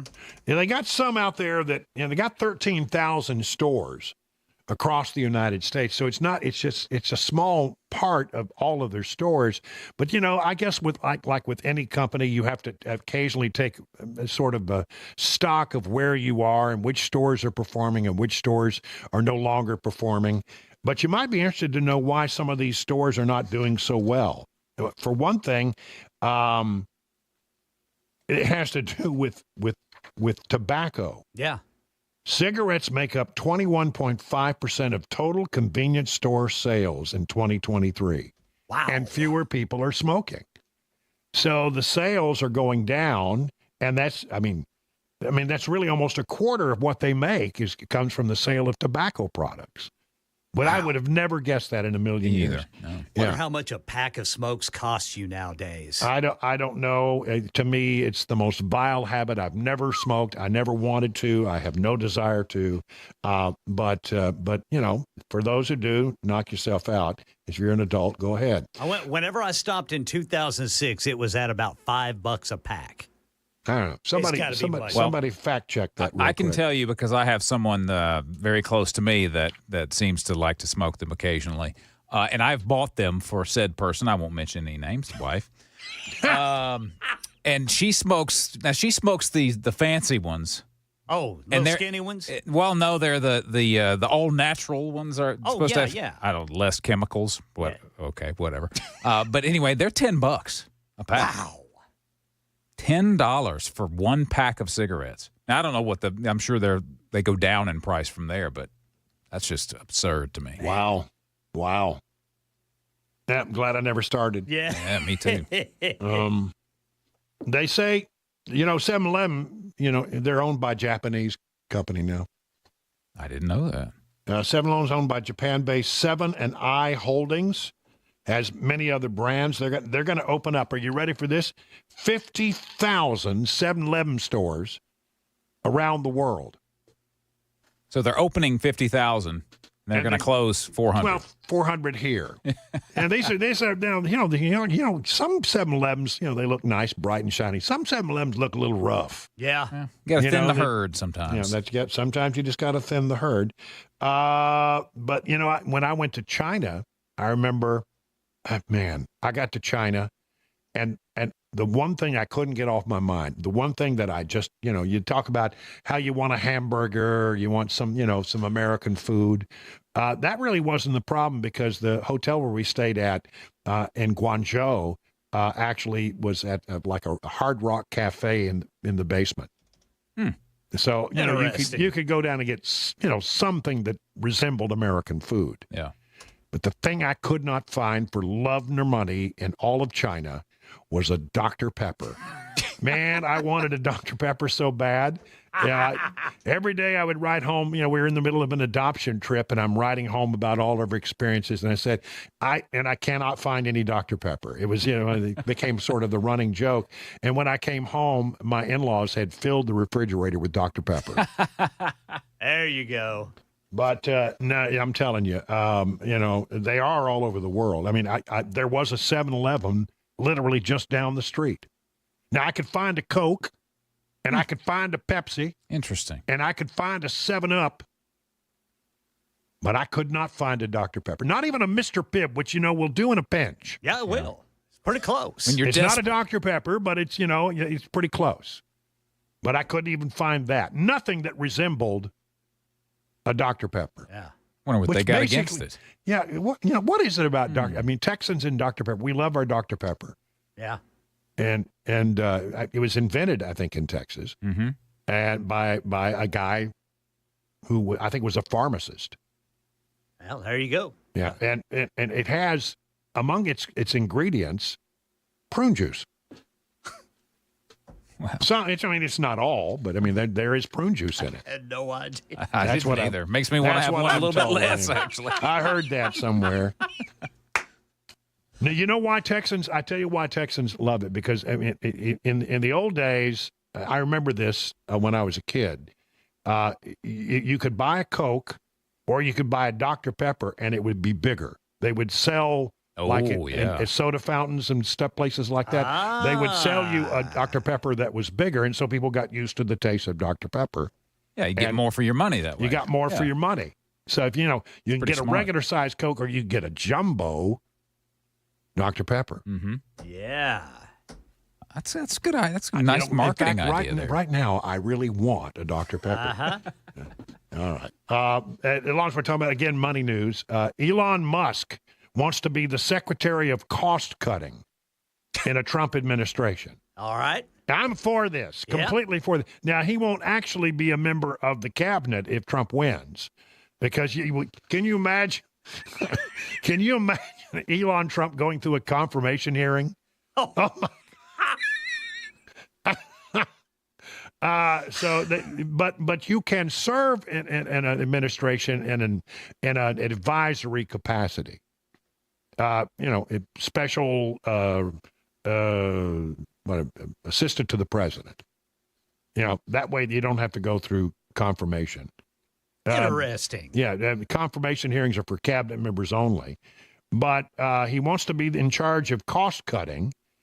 So we'll have a new position, Secretary of Cost Cutting. Okay, that's what Trump said this weekend. He said that Musk has promised to go to Mars before the end of Trump's term, should Trump win again, and would be there long before China or Russia. So what? He wins in 25.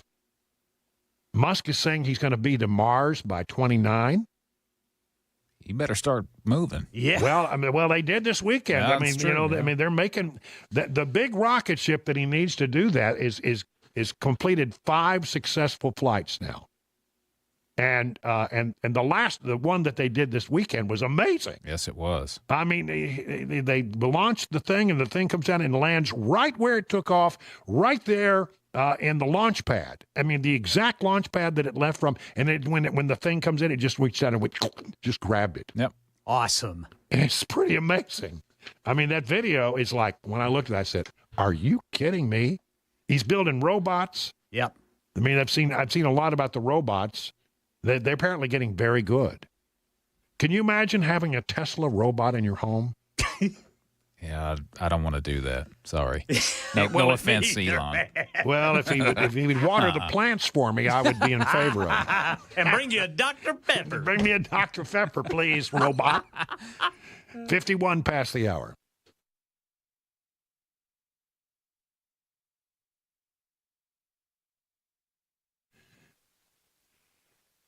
The Drive welcomes a new sponsor to the show today, the people at Coin. If you don't know about Coin, don't wait until November to start taking our country back. We can get in the fight right now with Coin, the conservative credit card. I have one in my pocket as I speak. Instead of funding millions to the left like other cards, Coin advances conservative values and charities, and you can earn cash back while fighting back. Apply now at coin.com. Now, there's an unusual spelling to this, COIGN.com, coin.com. Terms apply. Go to coin.com/disclosures for further details. Did you know you're overpaying for your health and wellness products?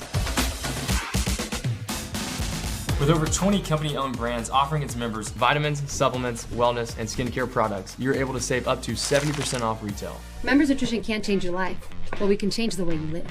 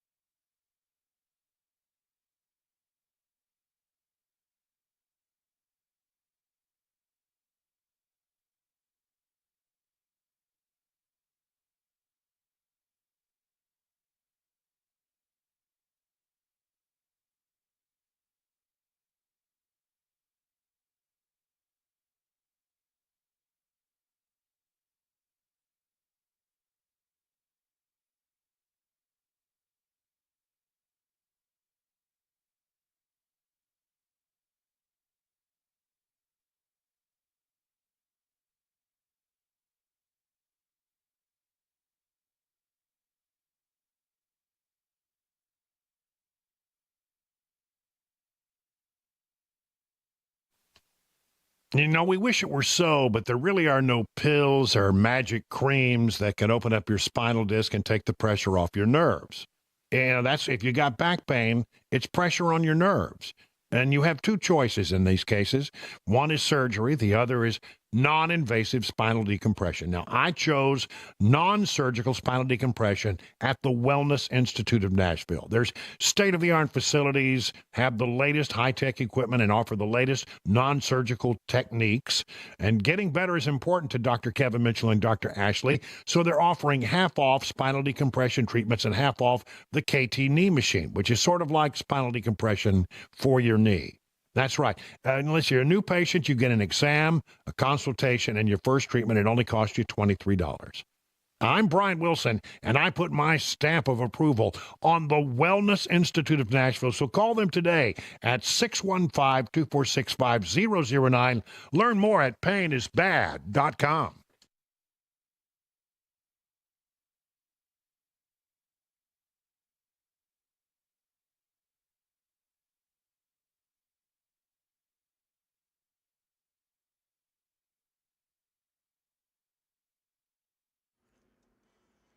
It is 5 o'clock on the dot this Monday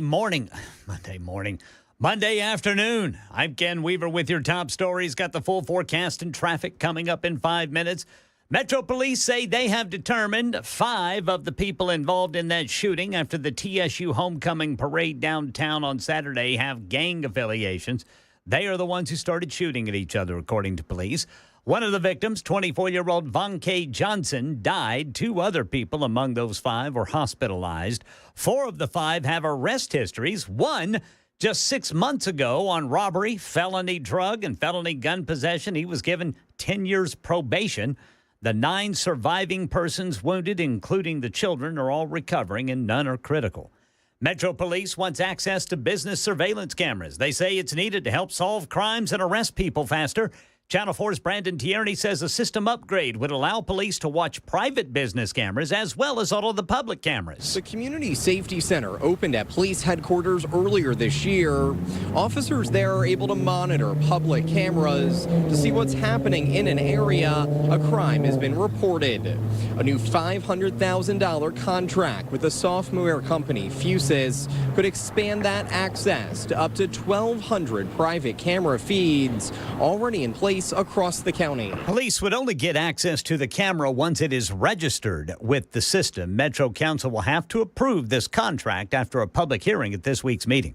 Sheriff's deputies in Rutherford County, North Carolina, southeast of Asheville, say they've arrested 44-year-old William Parsons, charged with a misdemeanor for carrying an assault rifle and allegedly threatening FEMA employees at a gas station.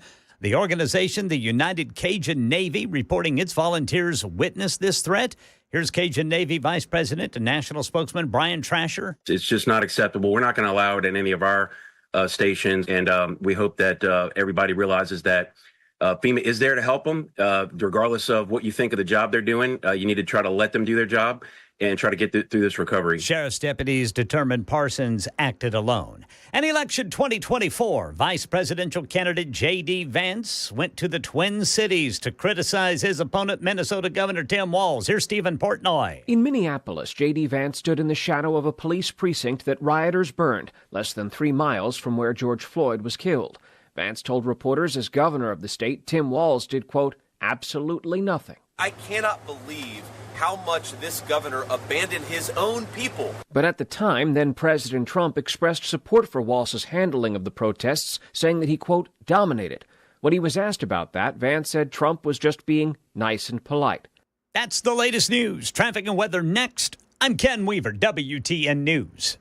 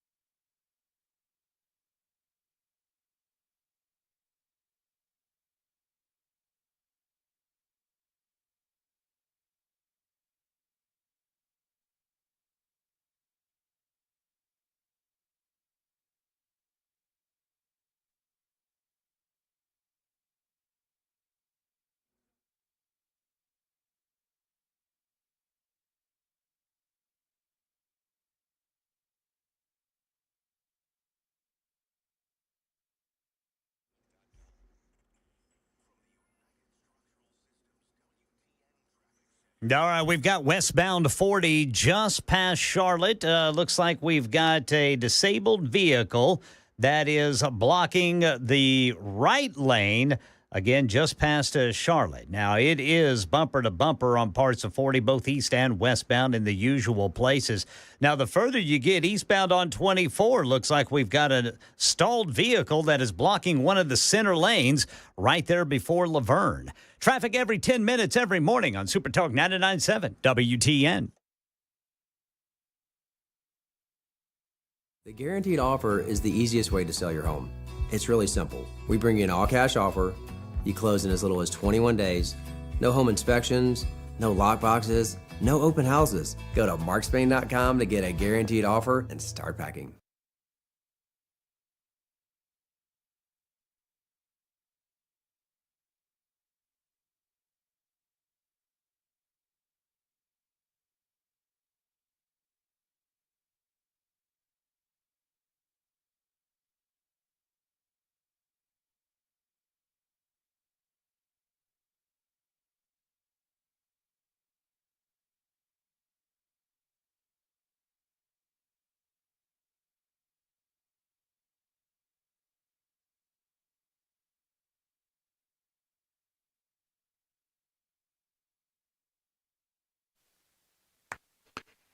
It is 7 minutes now past the hour of 5 o'clock on Super Talk 99.7. I'm Brian Wilson, your friend and radio buddy. I'm your FARB, and I'm going to be here all the way till 7 o'clock bringing you news and information you can use, you know, like important stuff like what's in Dr. Pepper. I've been... I can't help myself. I had to know. You did a deep dive, did you? I did a deep dive during the commercial break because, you know, I'm jonesing now for a DP. And you know, and I got to say, I'm wrong. Well, you know, I'll tell you when I'm wrong. There's no prune juice in Dr. Pepper. Huh? It's a bad rumor. Maybe at one time it did? No, never. No. Now here's an interesting little factoid. It used to have lithium in it. Well, yeah. Alrighty then. I remember when they used to, it was designed as a, well, you drink some Dr. Pepper at 10, 2, and 4. Remember they used to say, it has, if you look at the original Dr. Pepper logo, it says 10, 2, and 4. Okay. It was supposed to be a little pick-me-up. Well, if it's got lithium in it, I guess that would pick you up. And they took it out in 1950. That's a shame. Yeah. But anyway, here's, just for the record, because I want to be completely accurate about what's in the 23 flavors that make up Dr. Pepper. Cola, cherry, licorice, amaretto, which is almond, vanilla, blackberry, apricot, blackberry, caramel, who knew? Pepper, anise, sarsaparilla, ginger, molasses, lemon, plum. Well, that's close to being a prune. Yeah, prune is a dried plum. Yeah. Orange, nutmeg, cardamom, allspice, coriander, juniper, birch, and prickly ash. I don't even know what some of that stuff tastes like, but all right, adds up pretty good, I guess. Yeah, that's what makes a Dr. Pepper. But I was wrong about the prune juice. It does not contain prune juice. Where did I hear that? I don't know. Lithium removed from the product in 1950. Like Coke and 7-Up, it was sold as a brain tonic and a pick-me-up and was available at drugstores. So there you go. I wonder what 7-Up had in it. I don't know. Coke had cocaine. Yeah, they took that out a long time ago. So there you go. I don't know. Yeah, so there you go. Continue our soft drink survey and research, okay? Well, maybe we'll have other exciting things to share with the audience later. I want to tell you some political news. There is a shift in the race, and it looks to be moving toward Republicans as we're now, 22 days down. And let me just read Byron York. I like Byron York. I think he's a smart guy. Just oozes intelligence. Works for the Washington Examiner. And here's what he says. Not long after Trump himself released the results of the campaign's most recent swing state polling, it showed Trump ahead in every state, although by small margins, up by 3 in Arizona, 5 in Georgia, 1 in Michigan, 3 in Nevada, 1 in North Carolina, 1 in Pennsylvania, and 1 in Wisconsin. Trump's private polling yielded results that were a little better for Trump in each state than the Real Clear Politics average of swing state polls, but they weren't radically different. And they were entirely consistent with some of the more recent media polls that showed Trump's position improving in states. Meanwhile, nationally, Trump appears to be rising and Harris falling. A new NBC poll showed Trump actually ahead of Harris by a single point, 47-46, in a matchup in which fringe candidates are included in the field, and tied 48-48 in a one-on-one matchup. Compare those to the last NBC poll in September, which showed Harris leading Trump by about 5 points. So it's a 6-point swing. That's momentum in the right direction. Trump has been bolstered by Republicans coming back home to support him after last month's rough debate and subsequent polling deficit, as well as a favorable assessment of Trump's term as president. On the other side, the survey showed Harris's popularity declining compared to a month ago after she got a big summertime boost. At the same time, Trump's rise have come reports about growing concerns inside the Harris campaign.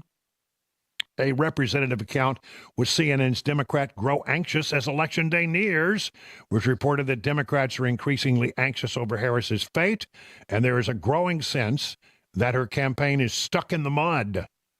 Several other reports offered variations on that theme. Amid all this, Trump's top campaign management released a memo Sunday.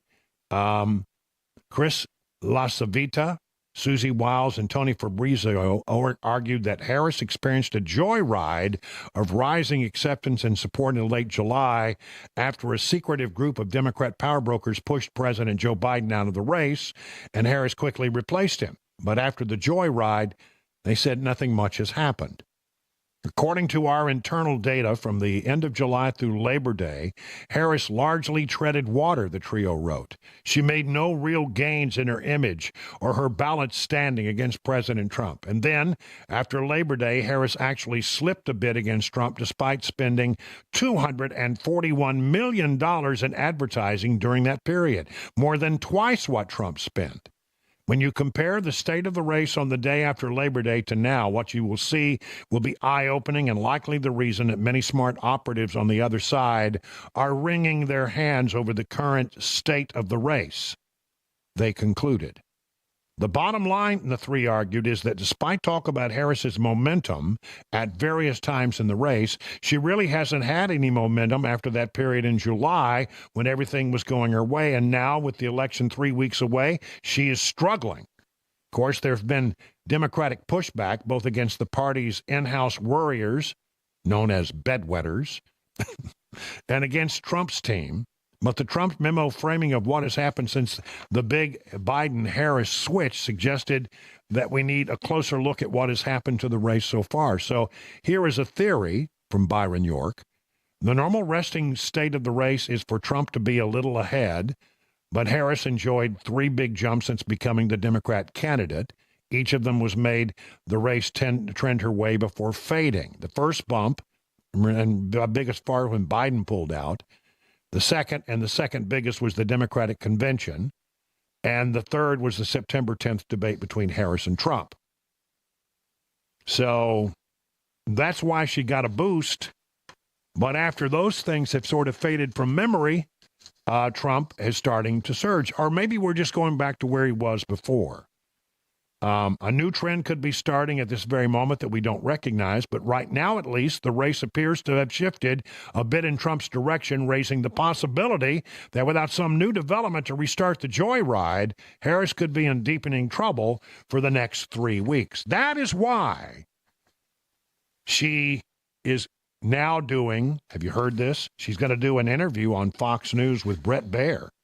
Now, I know Bret. I worked with him, worked alongside him for a lot of years. I like Bret. I think he's a good journalist. I think he'll ask fair and balanced questions, but they will be hard questions.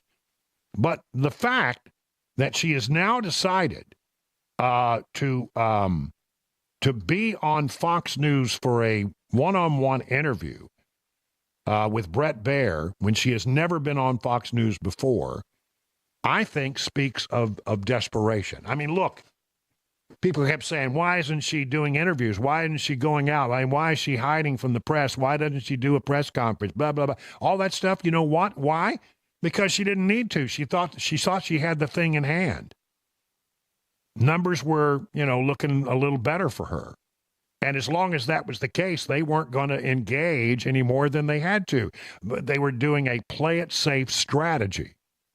But now, with this trend in the last few days, an undeniable trend toward Trump and away from Harris, they're starting to get a little desperate. Now, when you know they're desperate when they're willing to go on Fox News. So that's going to be something to watch. Harris is losing male voters for a reason. This from the Washington Times. No secret that Vice President Kamala Harris is struggling to attract male voters. Her campaign think it's found the answer, casting her running mate and her husband as the models of new masculinity to which all men should aspire.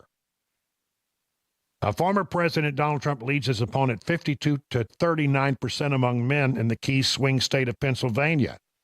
And Mr. Trump is expected to increase his share of the black vote from 8% in 2020 to 17% this election, due mostly to his appeal of young black men. I mean, listen to what Harry Enton had to say about this, talking about how black male voters are voting for Trump in larger numbers than we have seen in some cases since the 1960s. For Republicans since 2000.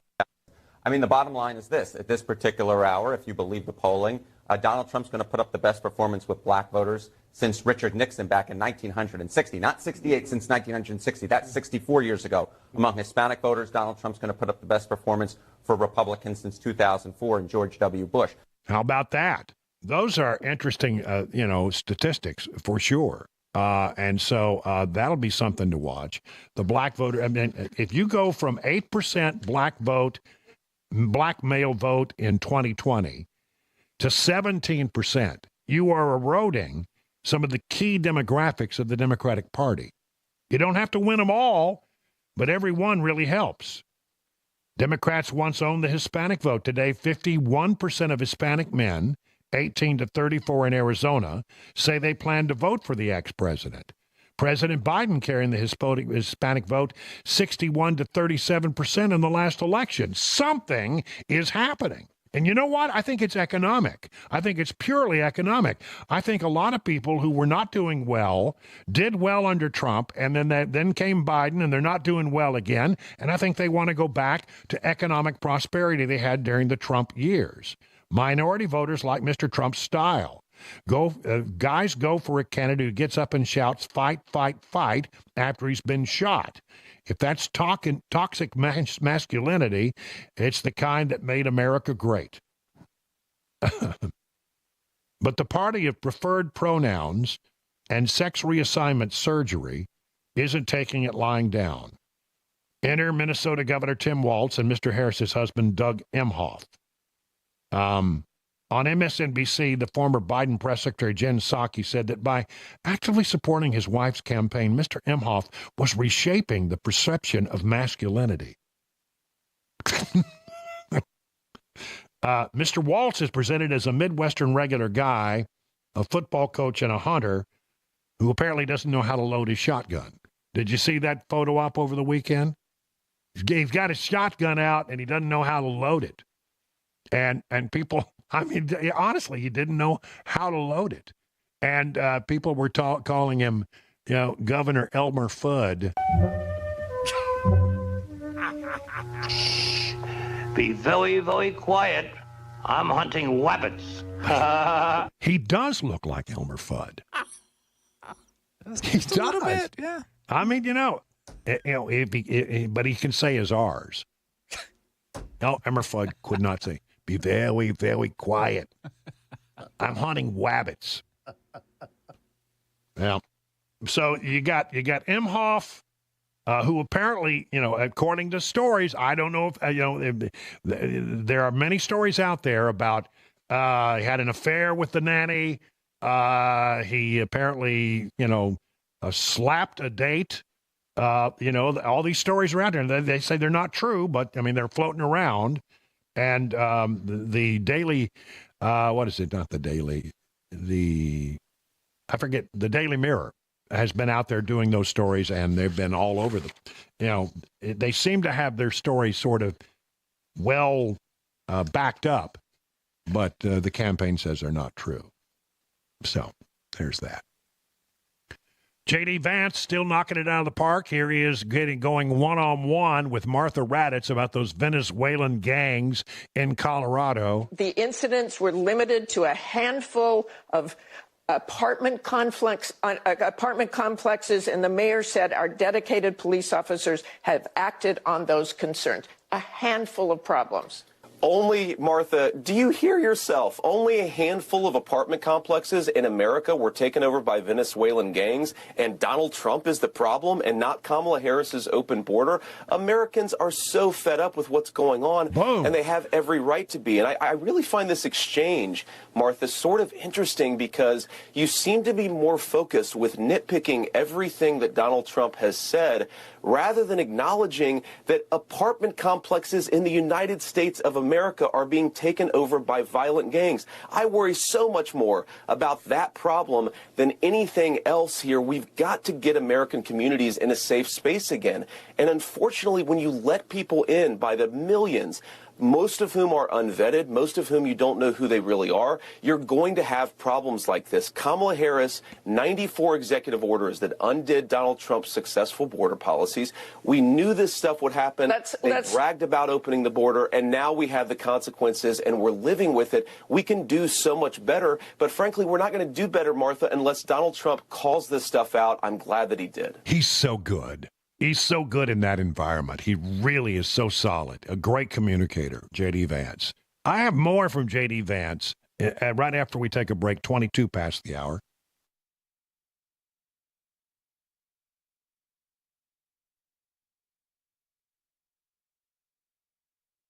Stinky, stinky, stinky. Is that what it was like the last time you went to an auto repair shop? Smelly, greasy old rags lying around. A countertop that you don't want to dare touch. Another thing that stinks is the repair shops that keep your car forever. They're not honest, and they don't call you back when they say they will. Was that your last experience at a vehicle repair shop? Well, why don't you try Eurofix? Eurofix takes the stink out of European auto repair. At Eurofix, you'll get a free 15-minute no-wrench inspection with an estimate at every visit. No high-pressure sales tactics. At Eurofix, you get a 3-year nationwide warranty and a free loaner car with every repair appointment and never pay dealer prices. Eurofix now in Franklin, 100 Oaks, Murfreesboro, Belmead, and their newest location, Mount Juliet. Call 844-EUROFIX. That's 844-EUROFIX, or visit myEurofix.com. That's myEurofix.com, and tell them your friend and radio buddy Brian Wilson sent you. The guaranteed offer is the easiest way to sell your home. It's really simple. We bring you an all-cash offer. You close in as little as 21 days. No home inspections, no lock boxes, no open houses. Go to markspain.com to get a guaranteed offer and start packing.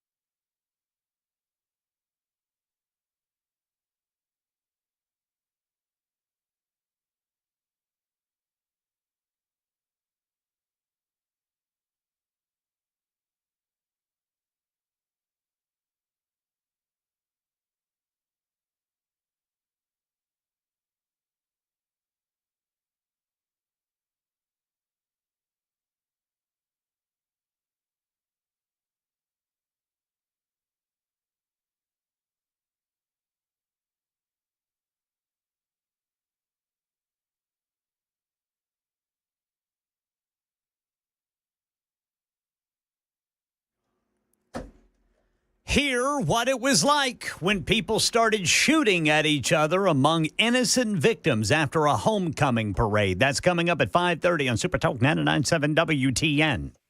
All right, 26 minutes now past the hour. I talked to more J.D. Vance. Here he is talking about on the Sunday talk shows about the hurricane response by FEMA. We've got Republican congressmen who are on the ground who represent that area saying that they have to call the White House to get food and water to FEMA.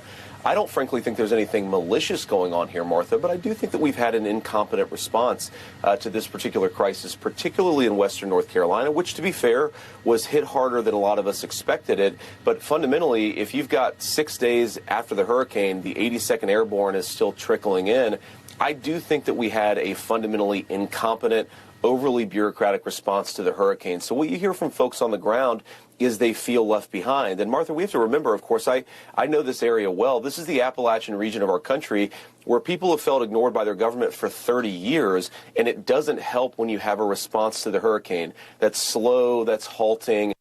All right, so there you have it, and I think he's right. I don't think that's going to help them at all in this coming election. Harris is promising the world to everyone, all things to everybody if she becomes elected. She has a big home health care proposal, which she says would cost $40 billion a year, but some say it could go up to $500 billion a year.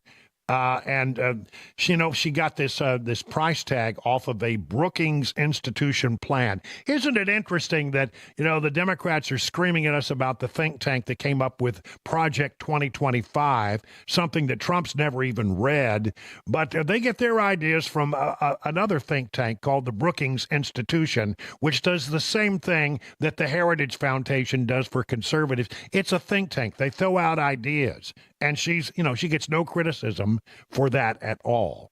But then this one, this will get you. Harris proposes 1 million forgivable loans to black entrepreneurs.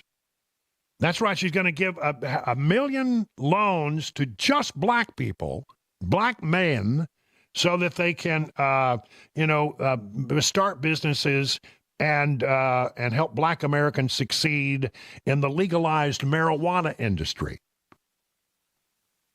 There's just one problem with both of these things. Well, first of all, I'm not even sure you can do that. How can you now say in America that we're going to give a certain category of people are going to get free loans, forgivable loins?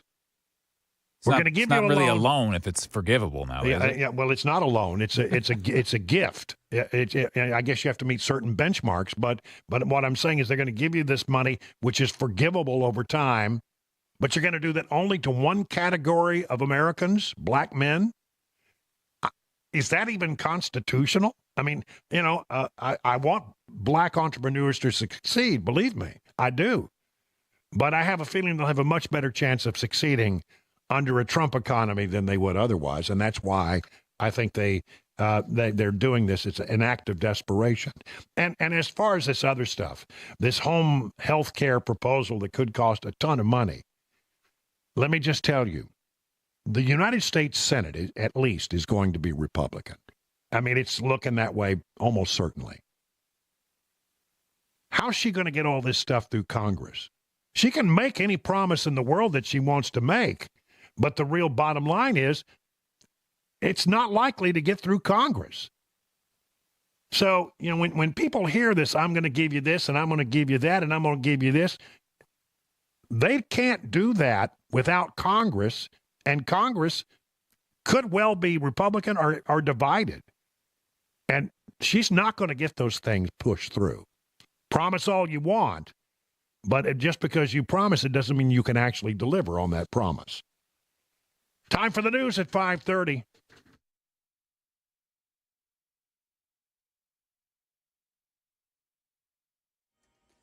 I'm Ken Weaver with your top stories. We've got the full forecast and traffic in 5 minutes. Right now, Metro Police have determined members of local gangs were the ones shooting at each other right after the TSU homecoming parade on Saturday that left one person dead, several others injured, including children. Channel 4's Steve Mailing says they've obtained security footage from the parking lot where it happened. It's nearly 10 after 5, Saturday afternoon. Dozens of people are crowded in the parking lot at 2701 Jefferson Street. I was sitting right here, and everything was nice. People with the kids out. Around 5:08, you'll see this man run back towards the building yelling. No more than 3 seconds later, everybody was just running, and I started running, almost fell. I just thank God it wasn't me. One of the victims, 24-year-old Von K. Johnson, died. 2 other people among those 5 were hospitalized. 4 of the 5 have arrest histories. One just 6 months ago on robbery, felony drug, and gun possession charges. He was given 10 years probation. The 9 surviving persons wounded are all recovering. None are critical. Unfortunately, that includes those 3 kids. Sheriff's deputies in Rutherford County, North Carolina, southeast of Asheville, say they arrested 44-year-old William Parsons, charging him with a misdemeanor for allegedly carrying an assault rifle and threatening FEMA employees at a gas station. The organization, the United Cajun Navy, reporting its volunteers witnessed it. Here's Cajun Navy Vice President and National Spokesman Brian Trasher. Make your voice heard at the ballot box, next month. Don't take it out on these federal employees. They're there to help you, and they really do care about their mission. Sheriff's deputies determined Parsons acted alone. And in Florida today, NASA launched a spacecraft to explore one of Jupiter's moons. 3, 2, 1, ignition. And liftoff. Liftoff for Falcon Heavy with Europa Clipper. Yeah, the spacecraft called the Europa Clipper expected to get to Jupiter in 5.5 years to study its moon Europa, which scientists say has an ocean of liquid water underneath a layer of ice. One of the most promising places to look for non-terrestrial life. That's the latest news. Traffic and weather next. I'm Ken Weaver, WTN News.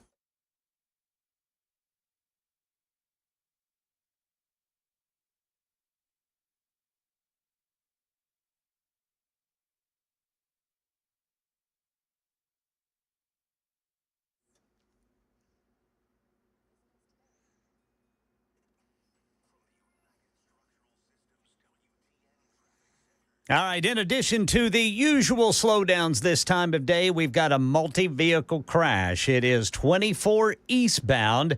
Looks like the eastbound right shoulder is blocked right there before 440. Traffic every 10 minutes every morning on Super Talk 99.7 WTN.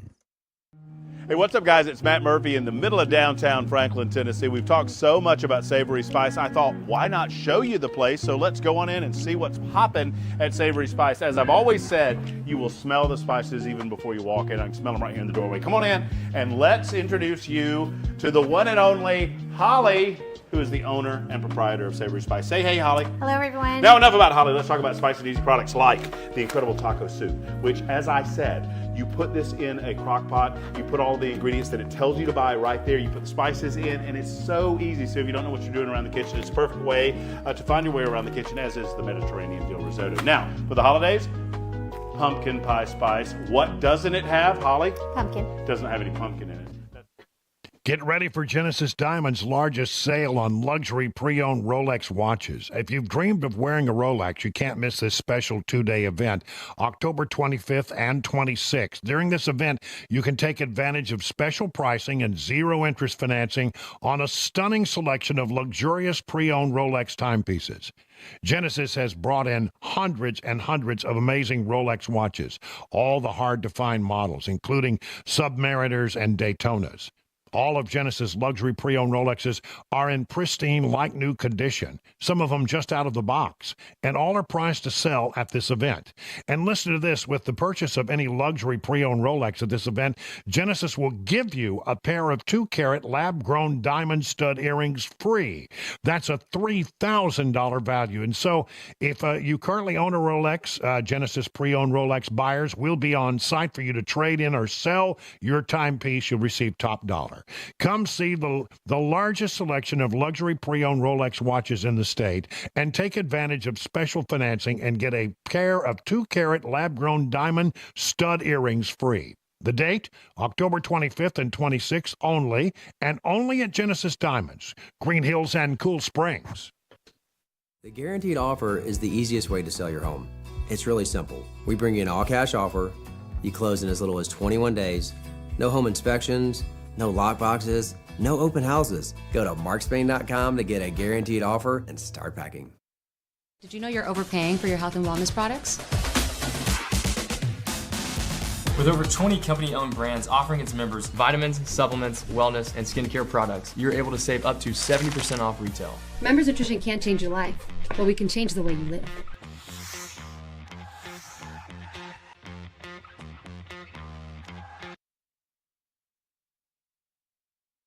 The guaranteed offer is the easiest way to sell your home.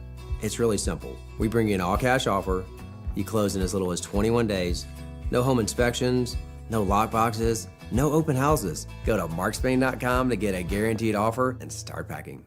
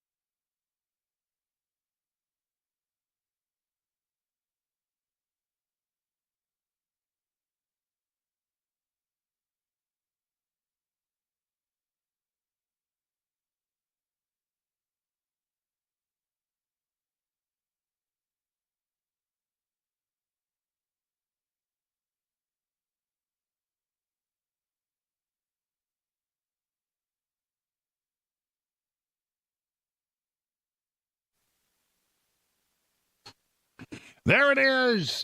That festive music means it's time for, I think, a fan favorite, the Three Amigos. In the newsroom there, playing his air trumpet, is Ken Weaver. He's amigo number one. And amigo number two is Chris Weber in the control room, pushing all the blanky buttons. Hello, Chris. Hi, hello. And I am Brian Wilson, your friend and radio buddy. I guess I make up the third amigo of the Three Amigos. The idea is we bring weird stories and we talk about them, and sometimes we get off topic. If there is a topic. Yeah. It depends on if there's a topic. Sometimes, we just, you never know where we're going to head, and that's the whole idea. Yeah. Speaking of wandering around, just want to clean this up real quick. We were talking about Dr. Pepper earlier. The fact that it used to have lithium in it, and I wondered what 7-Up used to have in it. Well, I looked it up, and I did find the answer. It used to be originally it was called 7-Up Lithiated Lemon Soda. So it also had lithium in it. How about that? Yep. Yeah, I thought lithium was supposed to calm you. I mean, I don't know anything about. It's used to treat like bipolar disorder. So it's kind of like a mood stabilizer, I think. Mood stabilizer, huh? Yeah. They marketed well-being. They marketed it as a cure for hangovers. Back in the 20s. Yeah. Maybe they ought to put lithium back in it. Yeah. They had to take it out because people were just drinking too much of it. Really? Because apparently they were putting it in other things other than these sodas as well. So people were getting addicted to lithium, I guess. Interesting. How about that? Yeah. Well, you learn something every day. Yep. Let's see. Who wants to go first otherwise? I'll go first today. You go first. You go. All right. I got the story of a British content creator who was just dying to put what he was doing on the internet, and he actually did die. Oh, no. He tried to climb Spain's highest bridge. Oh, yeah. The Castilla-La Mancha Bridge, which is 591 feet tall. And so he was the man of La Mancha? The man of La Mancha. Well, not anymore. Not anymore, no. He tried to climb this 591-foot-tall bridge. It spans almost a quarter mile. Officials there say it is completely forbidden to try to climb this cable-supported bridge. And he is far from the first person to die in the pursuit of social media content, I have learned in recent years. I looked it up. In December 2020, a woman in Australia fell off of a cliff to her death while posing for a photo at Barocca Lookout. That's an overhang by the side of a cliff at Grampians National Park, Victoria State. And in November 2019, a French tourist died after falling from a waterfall in Thailand while attempting to take a selfie. Both of these people were not supposed to go beyond the markers, but they were going to do it anyway. By the way, this 33-year-old French tourist died in the same spot where a Spanish tourist died in a fall in just July, the same period. Yeah, there's this whole thing about taking a selfie of you doing a dangerous stunt. Yeah. How we can all predict that that's not going to end well for a great number of people. Yeah, according to BBC reporting, between 2008 and 2021, an estimated 379 people have died while taking selfies. That turned out to be about one death every 13 days. Wow. The number of selfie-related deaths, they say, is increasing. Some experts consider it a public health issue. Huh. Selfie-related deaths are most common in India, Russia, the United States, and Pakistan. And more than likely, it's going to be a man who is dying by taking a selfie. Here, hold my beer. That does not surprise me. Exactly. At all. Not surprising. The women are going, "You're going to fall." Exactly. And the guys are like, "No, I'm not going to fall." Yeah. No, that's no good. Yeah, most common types of death are falls from heights and Well, you drownings. know, I had a near-death experience. You may remember I guess it was Thursday of last week.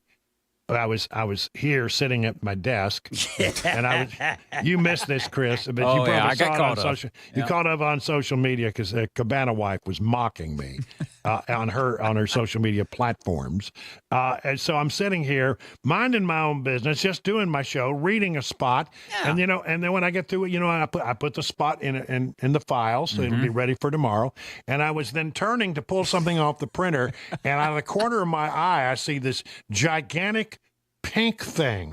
Yeah. And I screamed like a girl because it startled me.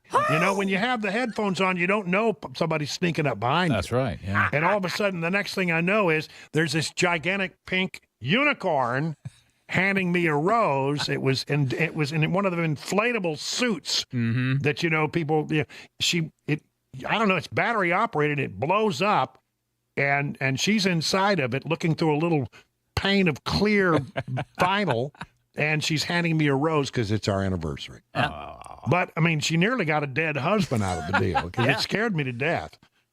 Yeah, I mean, she wouldn't even have to impale you with the unicorn horn. No, of course, it's not solid because it's inflated with Inflatable, air. yeah. You can just like go blah, blah, blah, blah, blah, blah, just knock it around. Yeah. It's just something you don't expect to see a big pink unicorn behind you. Right? A gigantic pink unicorn behind me holding a rose. But anyway, it was. I'd say pretty funny.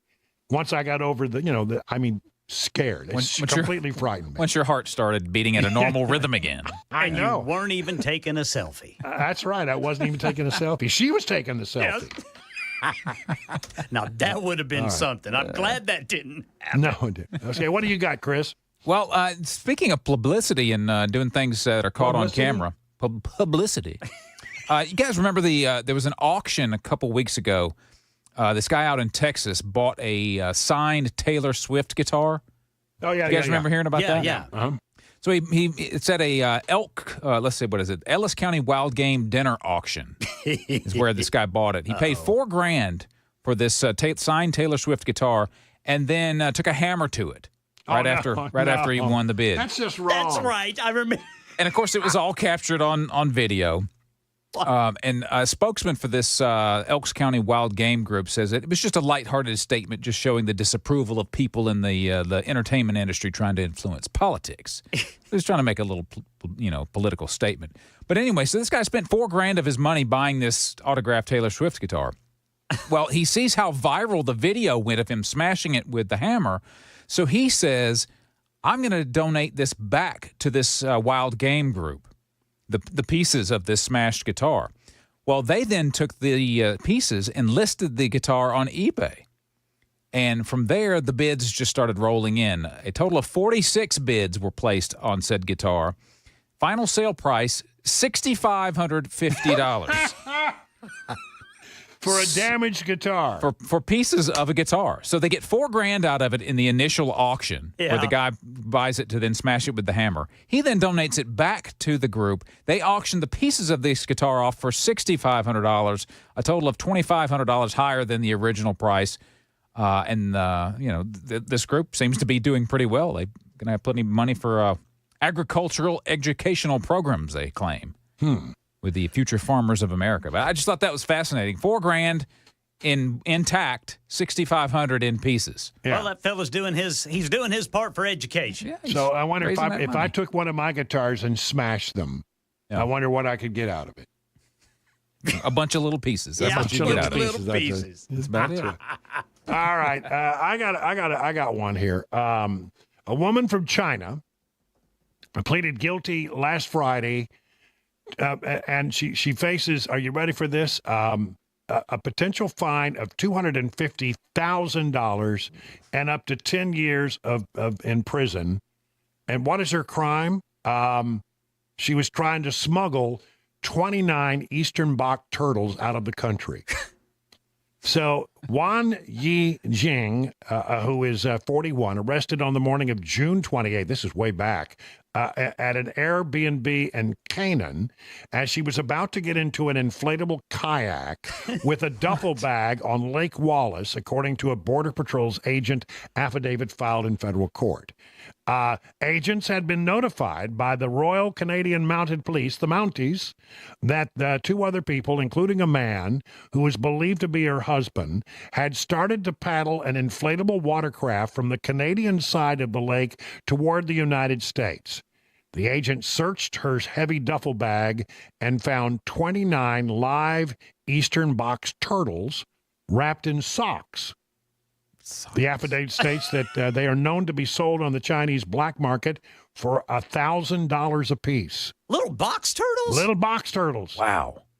Her cell phone was seized, and a search by law enforcement found communication showing that she tried to smuggle the turtles into Canada so they could be sold for a profit in Hong Kong. And that according to the plea agreement. She pleaded guilty, and she's scheduled to be sentenced in December. And as I said, sealing box turtles is really expensive. Don't do it, folks. 10 years in prison, $250,000 fine if they go with the maximum. They probably won't get that, but goodness, you could. You hear these stories every so often about people smuggling live animals places, and it's baffling to me, but then you say how much they sell for. I had no idea. What in the world do they do? I mean, they don't say what they do. Yeah. And why you would spend $1,000 on a little box turtle. We used to find those all the time as a kid. I used to have them as pets, you know. I never thought anything of it. You know, you keep it for a little while, then you let it go. Let it go. Yeah. Box turtle. Wow. Interesting. Maybe they paint pictures on their shelves. Well, what? I mean, somebody needs to find out. You know, the burning question in my mind is, why are they worth $1,000? Yeah. What do the Chinese want with these box turtles? Maybe they're a delicacy. Or maybe there's an aphrodisiac. Oh. Some turtle stew to set the mood. That's terrible. Well, we'll have to look that up. But right now, we're out of time because it's 50 minutes past the hour of 5 o'clock.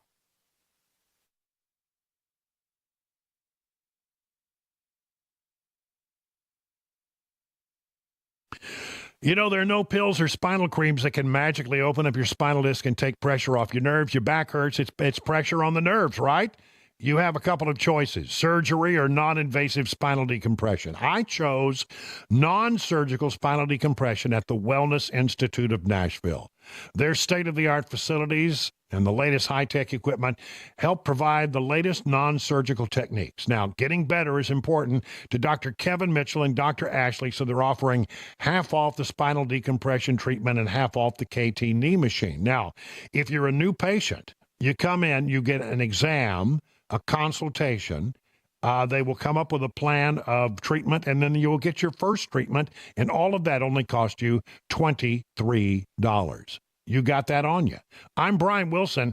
I put my stamp of approval on the Wellness Institute of Nashville. So call them today at 615-246-5009. Learn more at painisbad.com.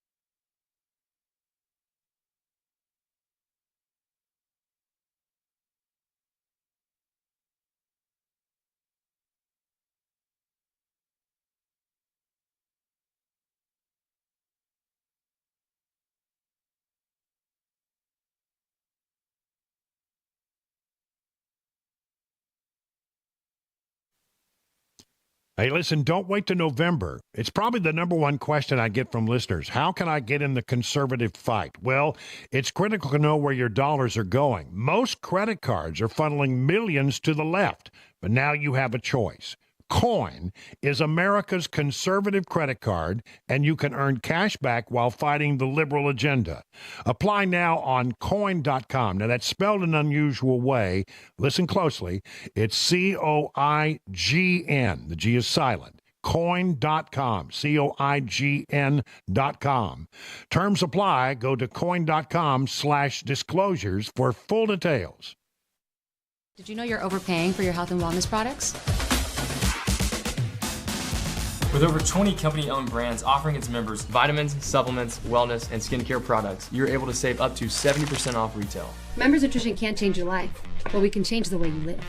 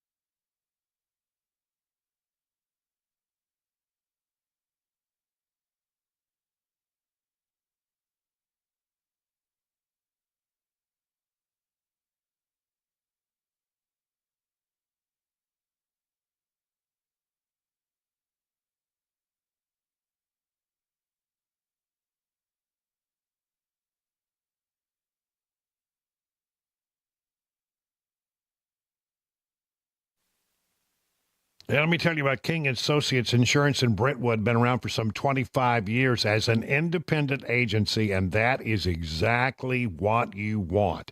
King Insurance and Associate provides, policies for client-specific needs, not their bottom line. And here's the thing about an independent agency: they can shop around. They're not committed to just having one product. So you go to the internet companies and you buy your insurance, and they just take whatever they got and they shove it at you and say, take it or leave it, right? And you know what? They will shop around at King Insurance and Associates, and they will actually find for you something that meets your needs, so you get more bang for your insurance buck. And if you call this number, 615-329-8121, you're not going to reach a call center, a phone tree, or you're not going to sit around tapping your toe for an hour waiting for somebody to come on the line and answer your question. No, you're going to get an actual human being every single time. Known for their multi-policy discounts, 20, 25, 30, 35%. You can save a lot of money by bundling. So get your royal review with King & Associates Insurance. Log into tkinginsurance.com. King Insurance & Associates, royal treatment, great rates.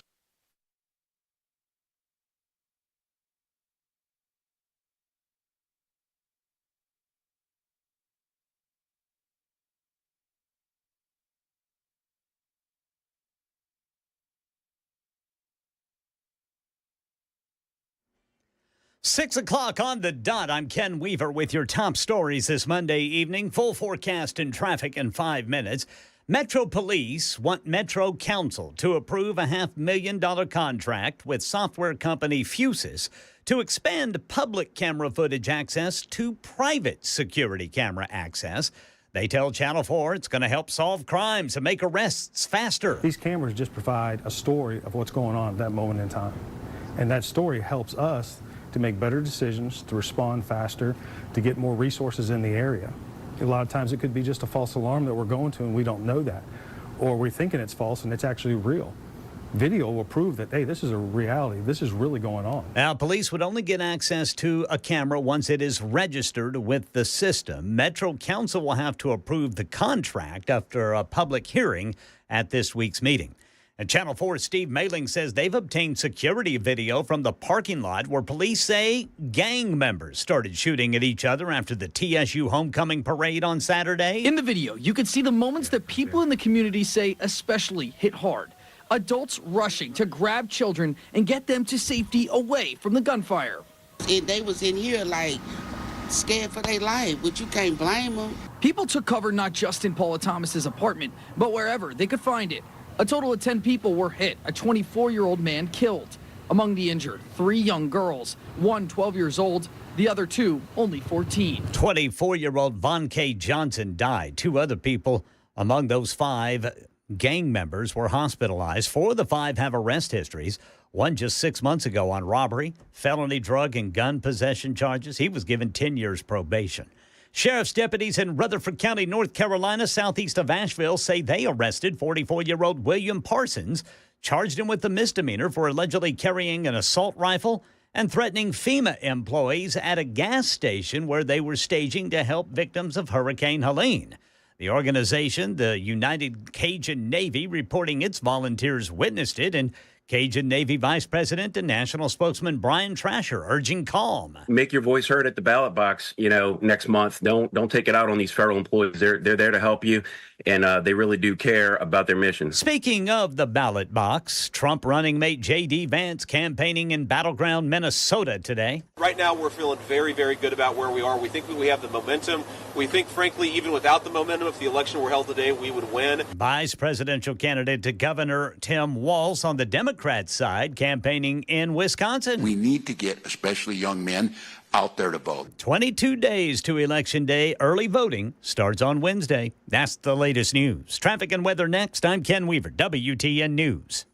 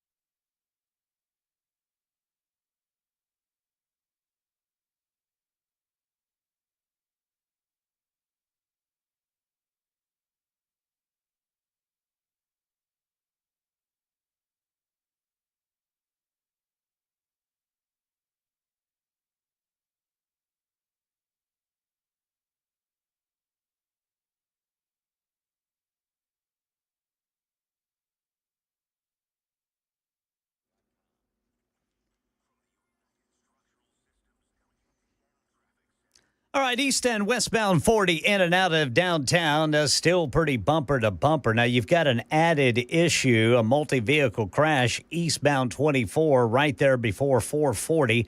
Looks like the right shoulder is blocked. And then north end, actually eastbound 440 is pretty tight until you get to Nolensville Pike. After Nolensville Pike, it's a smooth sail over to 24 to head south or north. Traffic every 10 minutes every morning on Super Talk 99.7 WTN. The guaranteed offer is the easiest way to sell your home. It's really simple. We bring you an all-cash offer. You close in as little as 21 days. No home inspections, no lockboxes, no open houses. Go to markspain.com to get a guaranteed offer and start packing.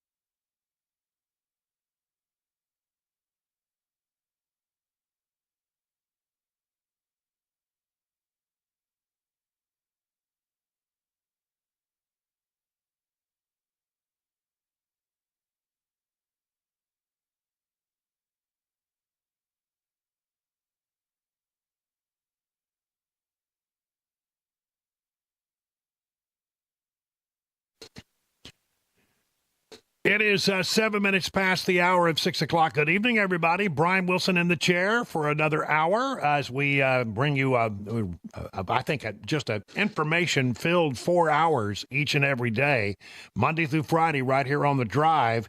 We got a lot of ground to cover here and stuff to talk about. I've got so much sound. Radio is always better with sound and what we call, well, some people call them sound bites, the proper radio term. Here's a pro tip. Really, sound very impressive. If you ever say, I heard a radio actuality. Ooh, I like that. Yeah, that's, and we don't call them sound bites in radio. We call them actualities. I'm gonna put that in my resume there. Yeah, so that I have played actualities on the radio. Well, I love actualities. And we got some stuff here. Like Kamala Harris saying that, hey, you know what's important about this election? Stuff. So when we think about what's at stake in this election, whoa, it's packed with some stuff. It's packed with some fundamental stuff. I say rather articulately. Well, the cackle's back. I'm not sure, what that's all about. Why did her teleprompter freeze up? She just started talking about stuff. Yeah, we got an important election coming up, and there's stuff, important stuff. Like it's not on my teleprompter at the moment. I don't know what that was all about. We like to dip back into the Wayback Machine from time to time on this program. This is, check me on this, this is Columbus Day. Yeah. It's right. Columbus Day or Indigenous Peoples Day. Mm-hmm. I'm happy with either one of those. Here's a reminder. Here's a blast from the past. From the year 2020, on the Tim Waltz hit list, Tim Waltz defending the people who tore down a statue of Christopher Columbus. Why would you do that? It was an act of civil disobedience that we need to make sure people feel that there is a proper outlet to address what are legitimate concerns around what they view as a genocidal monument that they have to walk to in their democracy. When most people, when they do things like that, it's considered vandalism. It's considered being against the law.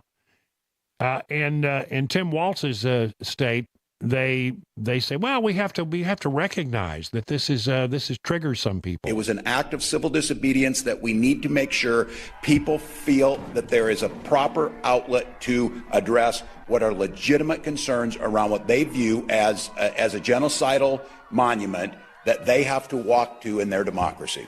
My goodness. How can you imagine 4 years of this kind of nonsense from those two?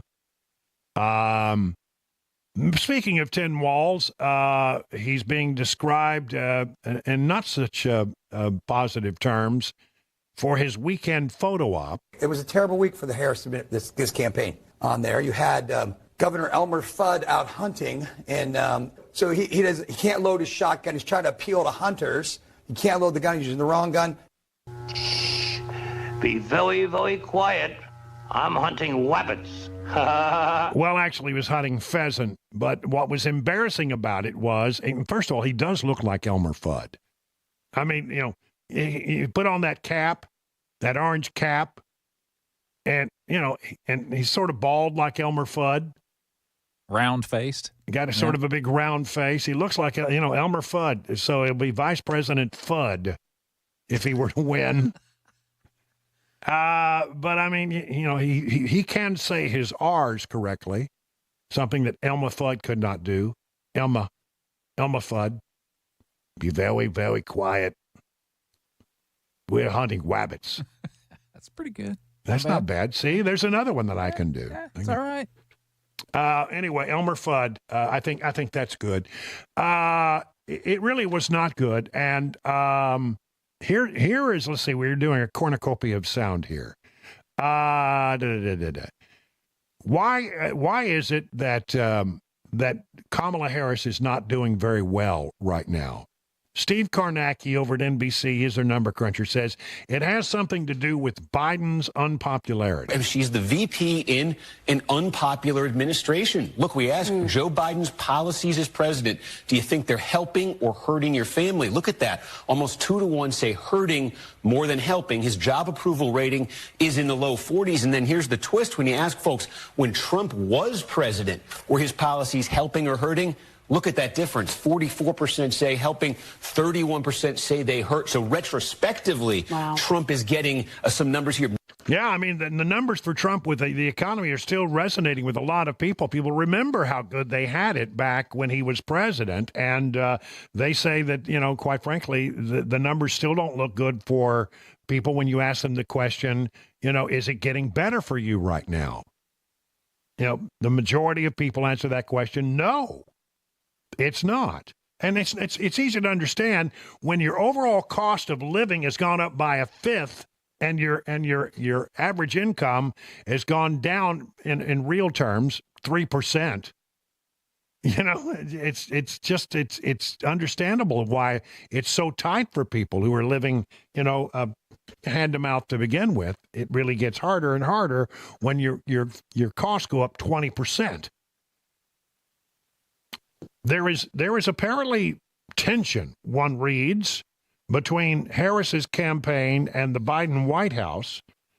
The relationship between Kamala Harris's team and Joe Biden's White House has been increasingly fraught in the final weeks before Election Day. 10 people familiar with the situation tell Axios why it matters.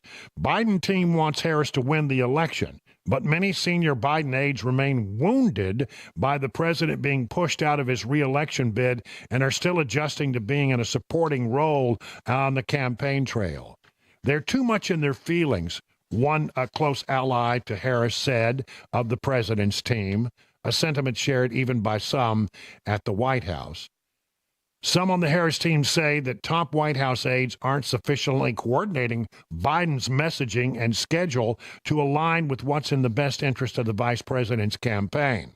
Biden, for example, gave an impromptu press conference in the White House briefing room Friday, just as Harris was about to do an event in Michigan, ensuring that her event would get less TV coverage than it otherwise might have.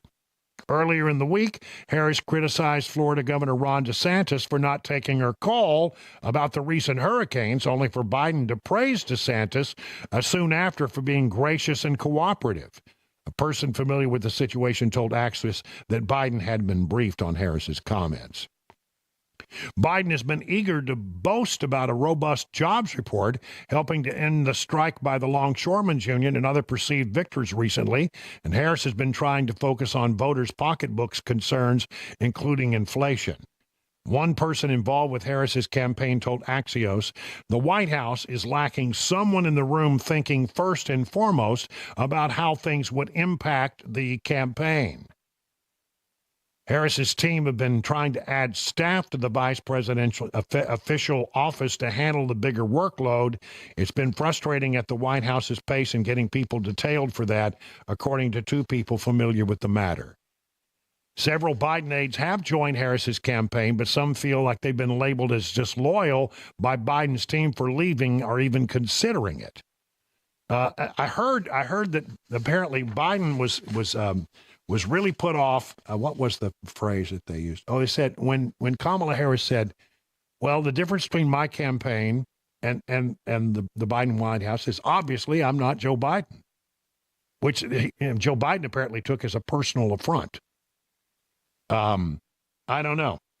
Well, let me tell you, you know that some of these things are sort of resonating as true if you watch Saturday Night Live, where Kamala Harris is portrayed by Maya Rudolph, and Joe Biden is portrayed by, what's the guy's name? I'm trying to think of it. Oh, come on. I can't think of his name. Ooh, Dana Carvey. Dana Carvey. Oh, Dana Carvey. Yeah, Wow. You know, this Big is the 50th year of Saturday Night Live, so a lot of the old members of the Saturday Night past teams have come back. So Maya Rudolph is Kamala Harris, and you've got Dana Carvey playing Joe Biden. Okay, listen up, everyone. We couldn't have gotten here without one man, and his name is Joe Biden. Get on out here, Joe Biden.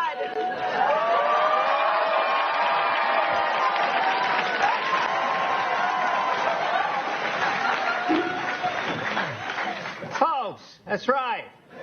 A lot of people forget I'm president, including me. But guess what? And by the way,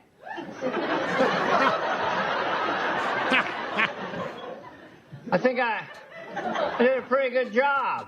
I passed more bills than any president in history. But folks, we still got work to do, no joke. I'm being serious right now. Come on. And guess what? And by the way, the fact of the matter is, the rich don't pay their fair share.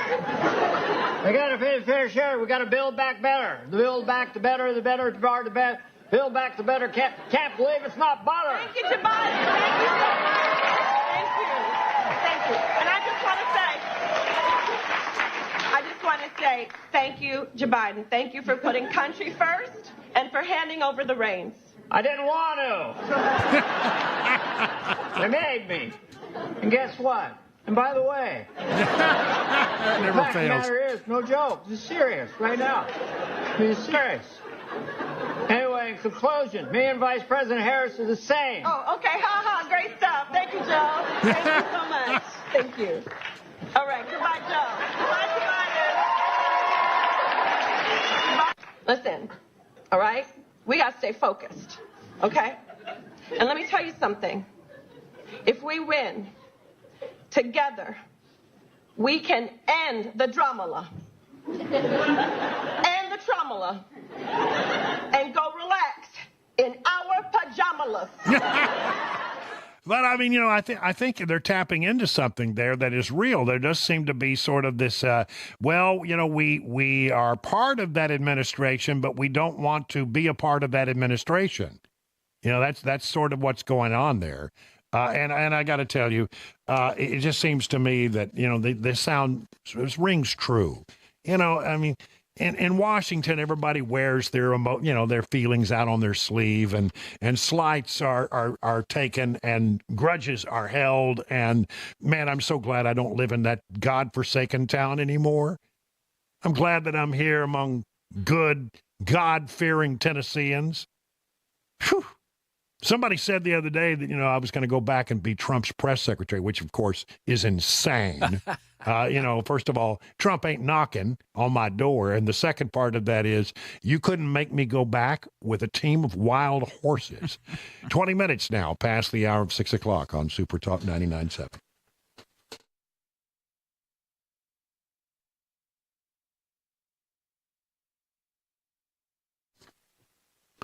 You know, gold is up all-time highs. Same for silver. It's right up there as high as it's ever been. Meanwhile, the U.S. dollar has lost 25% of its value since 2020. And this government-induced inflation is stealing your wealth. And it doesn't seem that Washington, D.C. has any plan to stop. Gold and other precious metals are a great shield against that inflation theft. Now, the politicians will promise you a lot during this election season, but you know how they are. They can't help themselves. That's why no matter who is in office, gold protects you from the D.C. spending sprees. And where do you go to get that protection? Well, please reach out to my friends Kyle and Hannah at Nashville Gold and Coin. They'll take great care of you, keep you well informed on all precious metal opportunities. So act now and get your shield against out-of-control government spending. Go to NashvilleGoldandCoin.com and set up your appointment today. Hey, what's up, guys? It's Matt Murphy in the middle of downtown Franklin, Tennessee. We've talked so much about Savory Spice. I thought, why not show you the place? So let's go on in and see what's popping at Savory Spice. As I've always said, you will smell the spices even before you walk in. I can smell them right here in the doorway. Come on in, and let's introduce you to the one and only Holly, who is the owner and proprietor of Savory Spice. Say hey, Holly. Hello, everyone. Now, enough about Holly. Let's talk about spice and easy products like the incredible taco soup, which, as I said, you put this in a crock pot, you put all the ingredients that it tells you to buy right there, you put the spices in, and it's so easy. So if you don't know what you're doing around the kitchen, it's a perfect way to find your way around the kitchen, as is the Mediterranean dill risotto. Now, for the holidays, pumpkin pie spice. What doesn't it have, Holly? Pumpkin. Doesn't have any pumpkin in it. That's a fun fact for all of you kids out there. Now, if you stop by Savory Spice, either in the Franklin location or at L&L Market, you can get yourself a sample of the dill dip, which is my absolute favorite. Just tell them Matt Murphy sent you to Savory Spice with purchase now. So come by Franklin or L&L Market in Nashville and come see Holly and the entire crew at Savory Spice.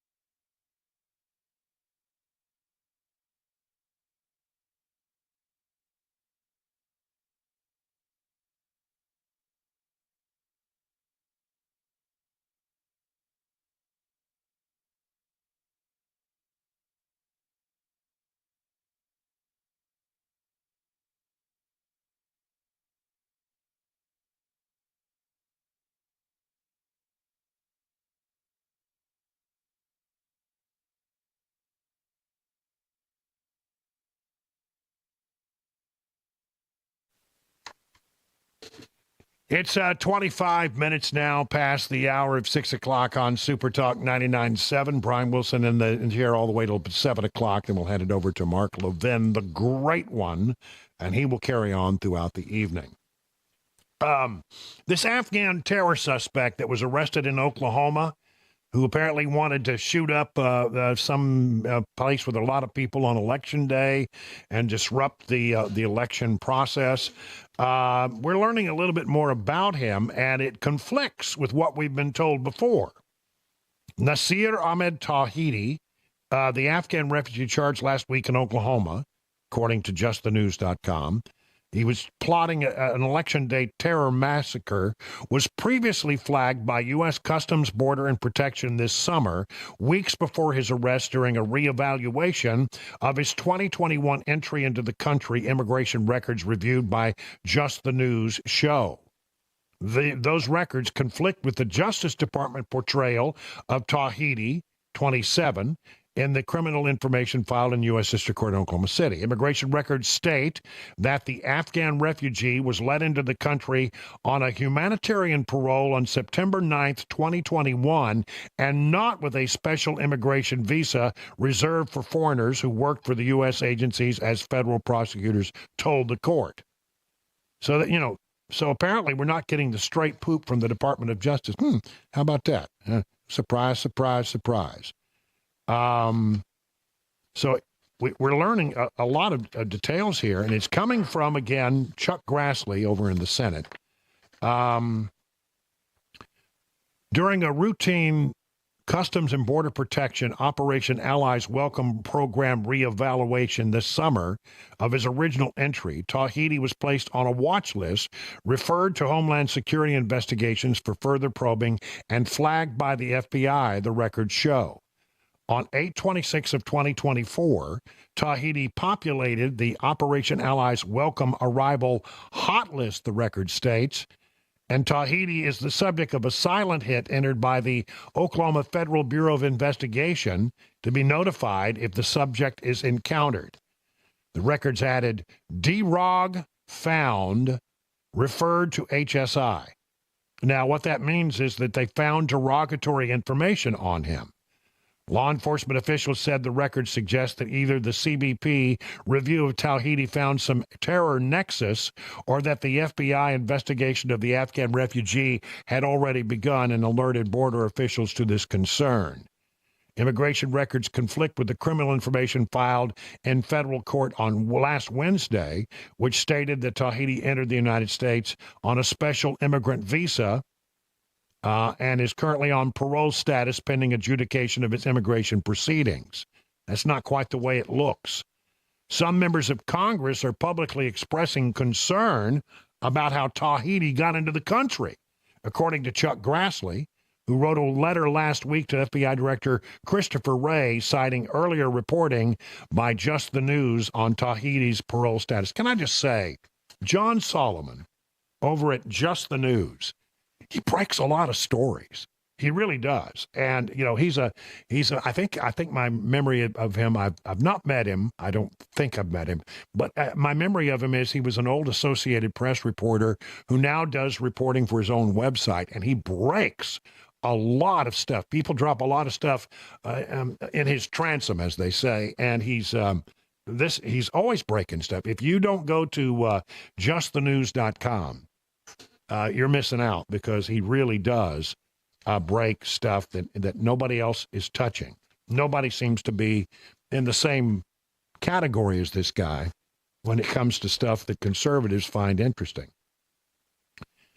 In other national security news, U.S. officials believe that Israel will now target military and energy sites in Iran. This according to the reporters over at NBC News. Middle East remains on high alert for further escalation in a year of war as Israel battles Iran-backed groups Hezbollah in Lebanon, Hamas in Gaza. Tehran, a major oil producer, has threatened Israel with severe consequences if the Islamic Republic is attacked. Israel has repeatedly said it will respond to Iran's missile barrage on October 1st, which was launched in retaliation for Israel's military operation in Gaza and Lebanon and the killing of a string of Hamas and Hezbollah leaders. There's no indication that Israel will target nuclear facilities or carry out assassinations, the NBC report says, citing unnamed U.S. officials, adding that Israel has not made the final decision about how and when to act. So it could come during the current Yom Kippur holiday, according to the report. Israeli officials have not publicly commented on the report. So something to watch there. Meanwhile, the United States is still sending advanced missile defense system and some limited supervisory troops to Israel. Part of the broader adjustments in the U.S. military has made in recent months to protect our most important ally in the region, Israel. 6:30, time for the news.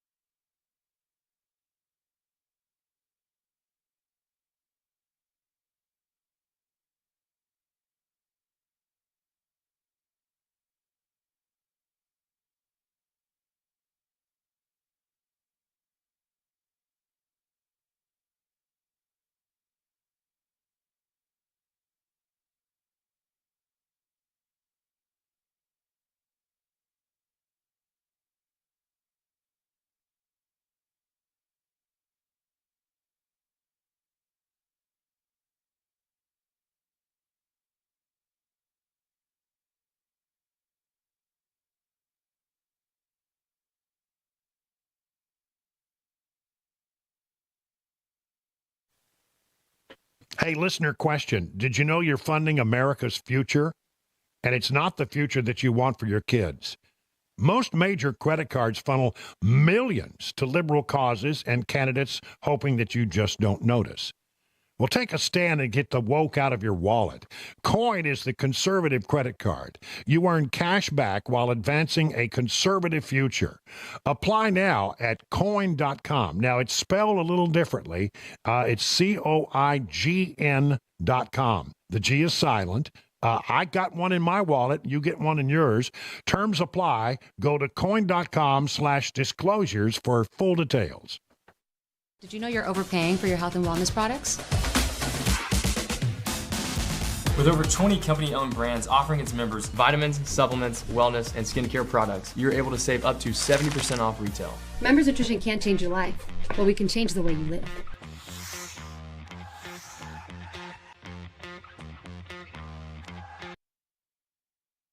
The guaranteed offer is the easiest way to sell your home.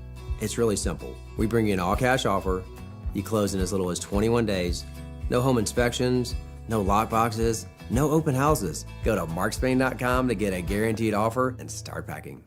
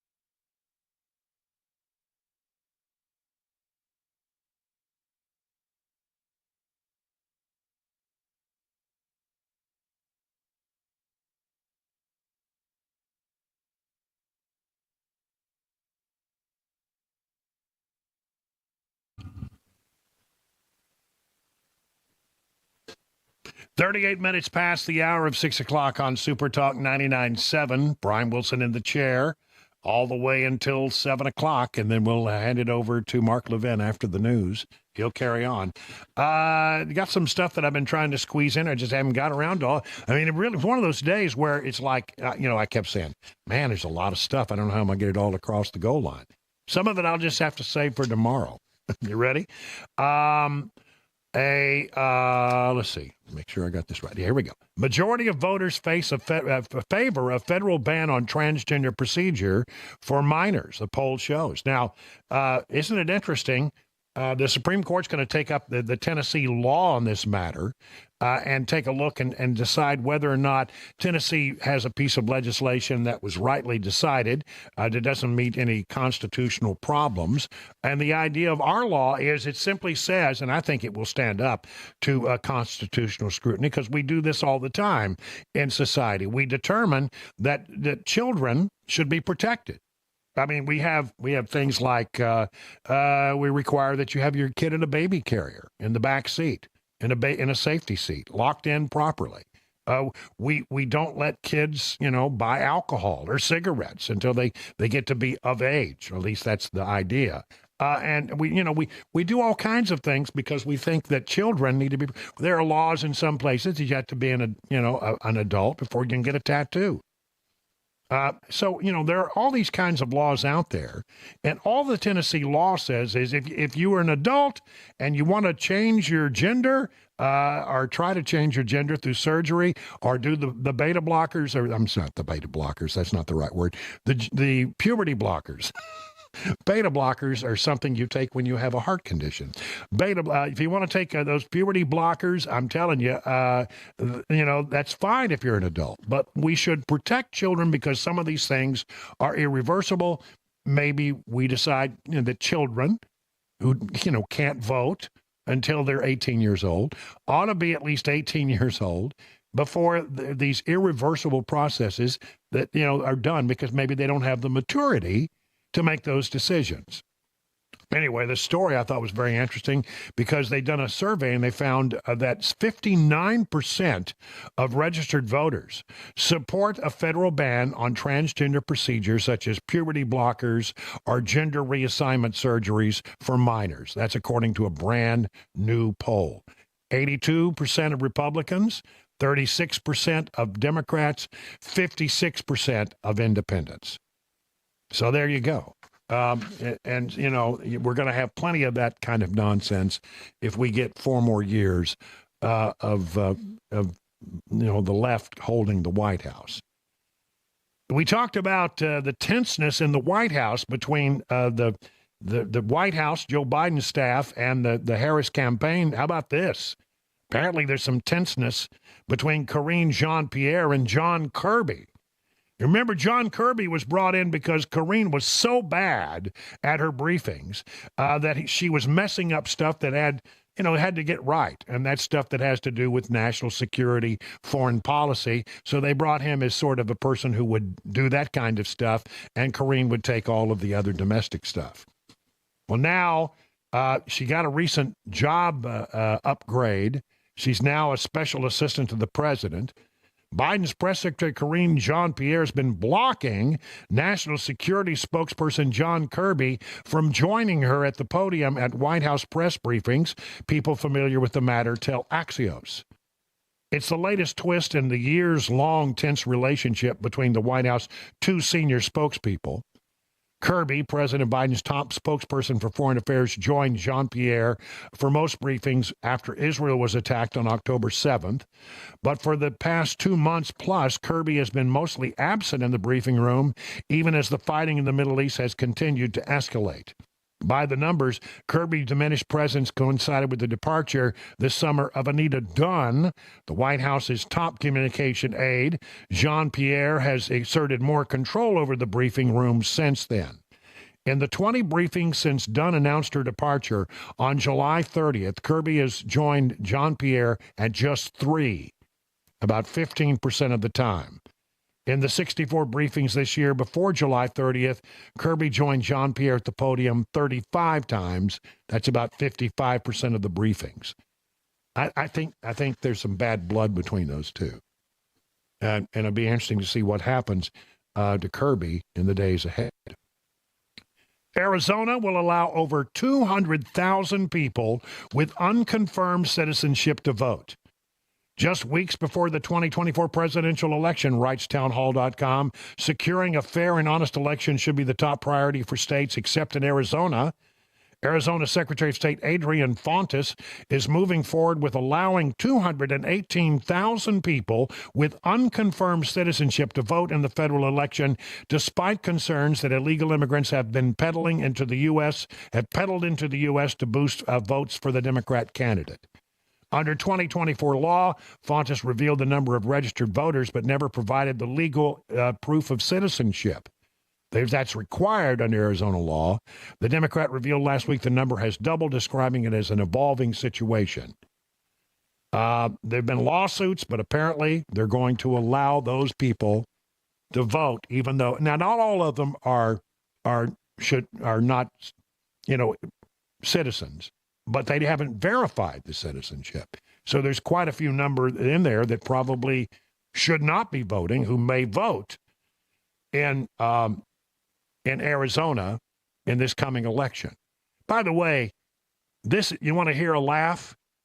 Listen to Alejandro Mayorkas this week on the Sunday talk shows. The notion that we in law enforcement have sought to intentionally allow individuals to cross the border illegally for the purpose of voting is preposterous, and everyone should condemn that rhetoric.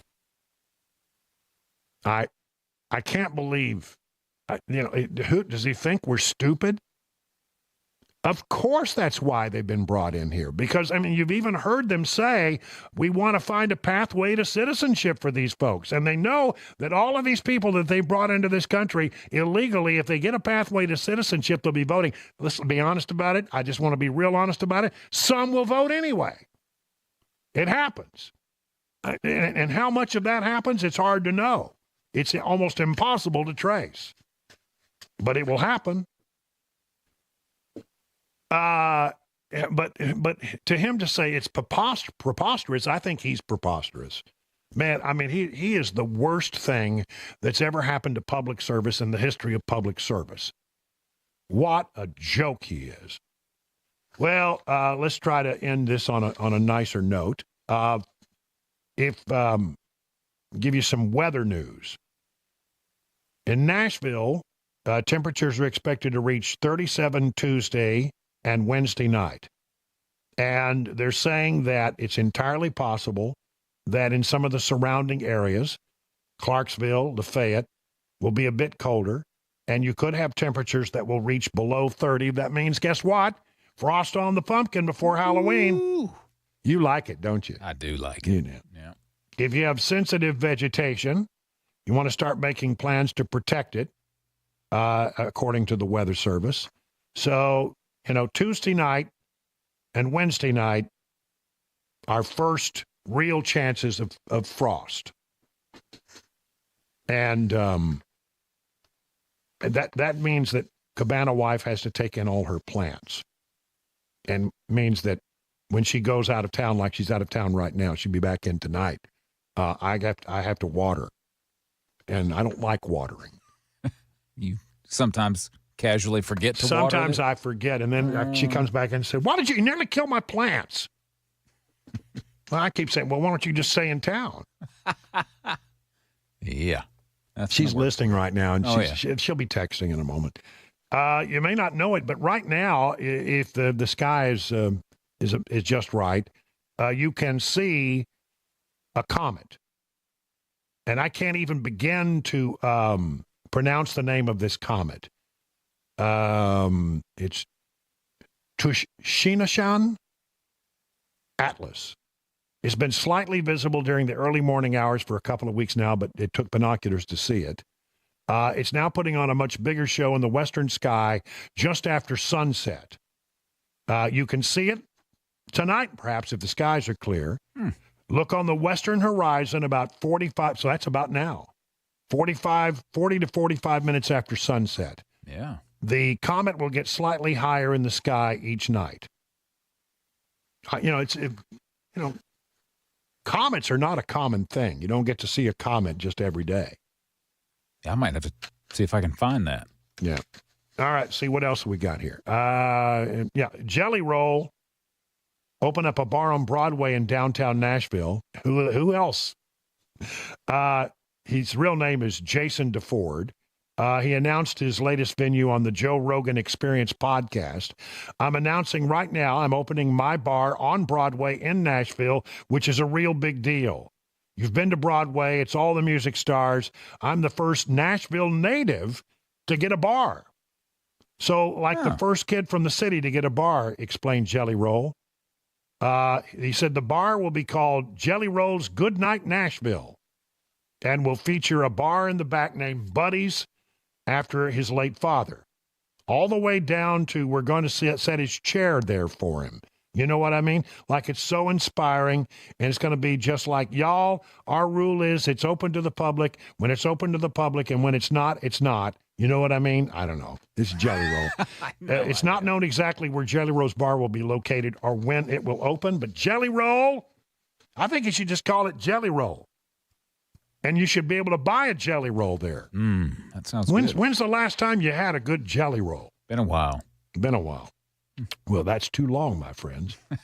And Luke Combs' Nashville bar will open before 2025. It's called Category 10. Slated to become the largest entertainment complex in Nashville's downtown entertainment district, opening its doors on November 2nd. So they say it'll be open before 2025 by November. So right around election time. It's 50 minutes now past the hour.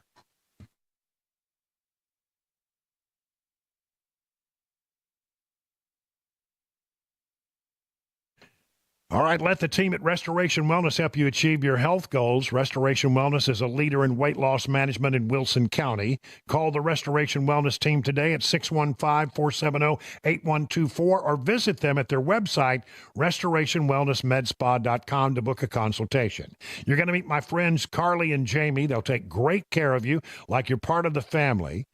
Be a part of the 1,000 patients who've already seen life-changing results from the weight loss management program there.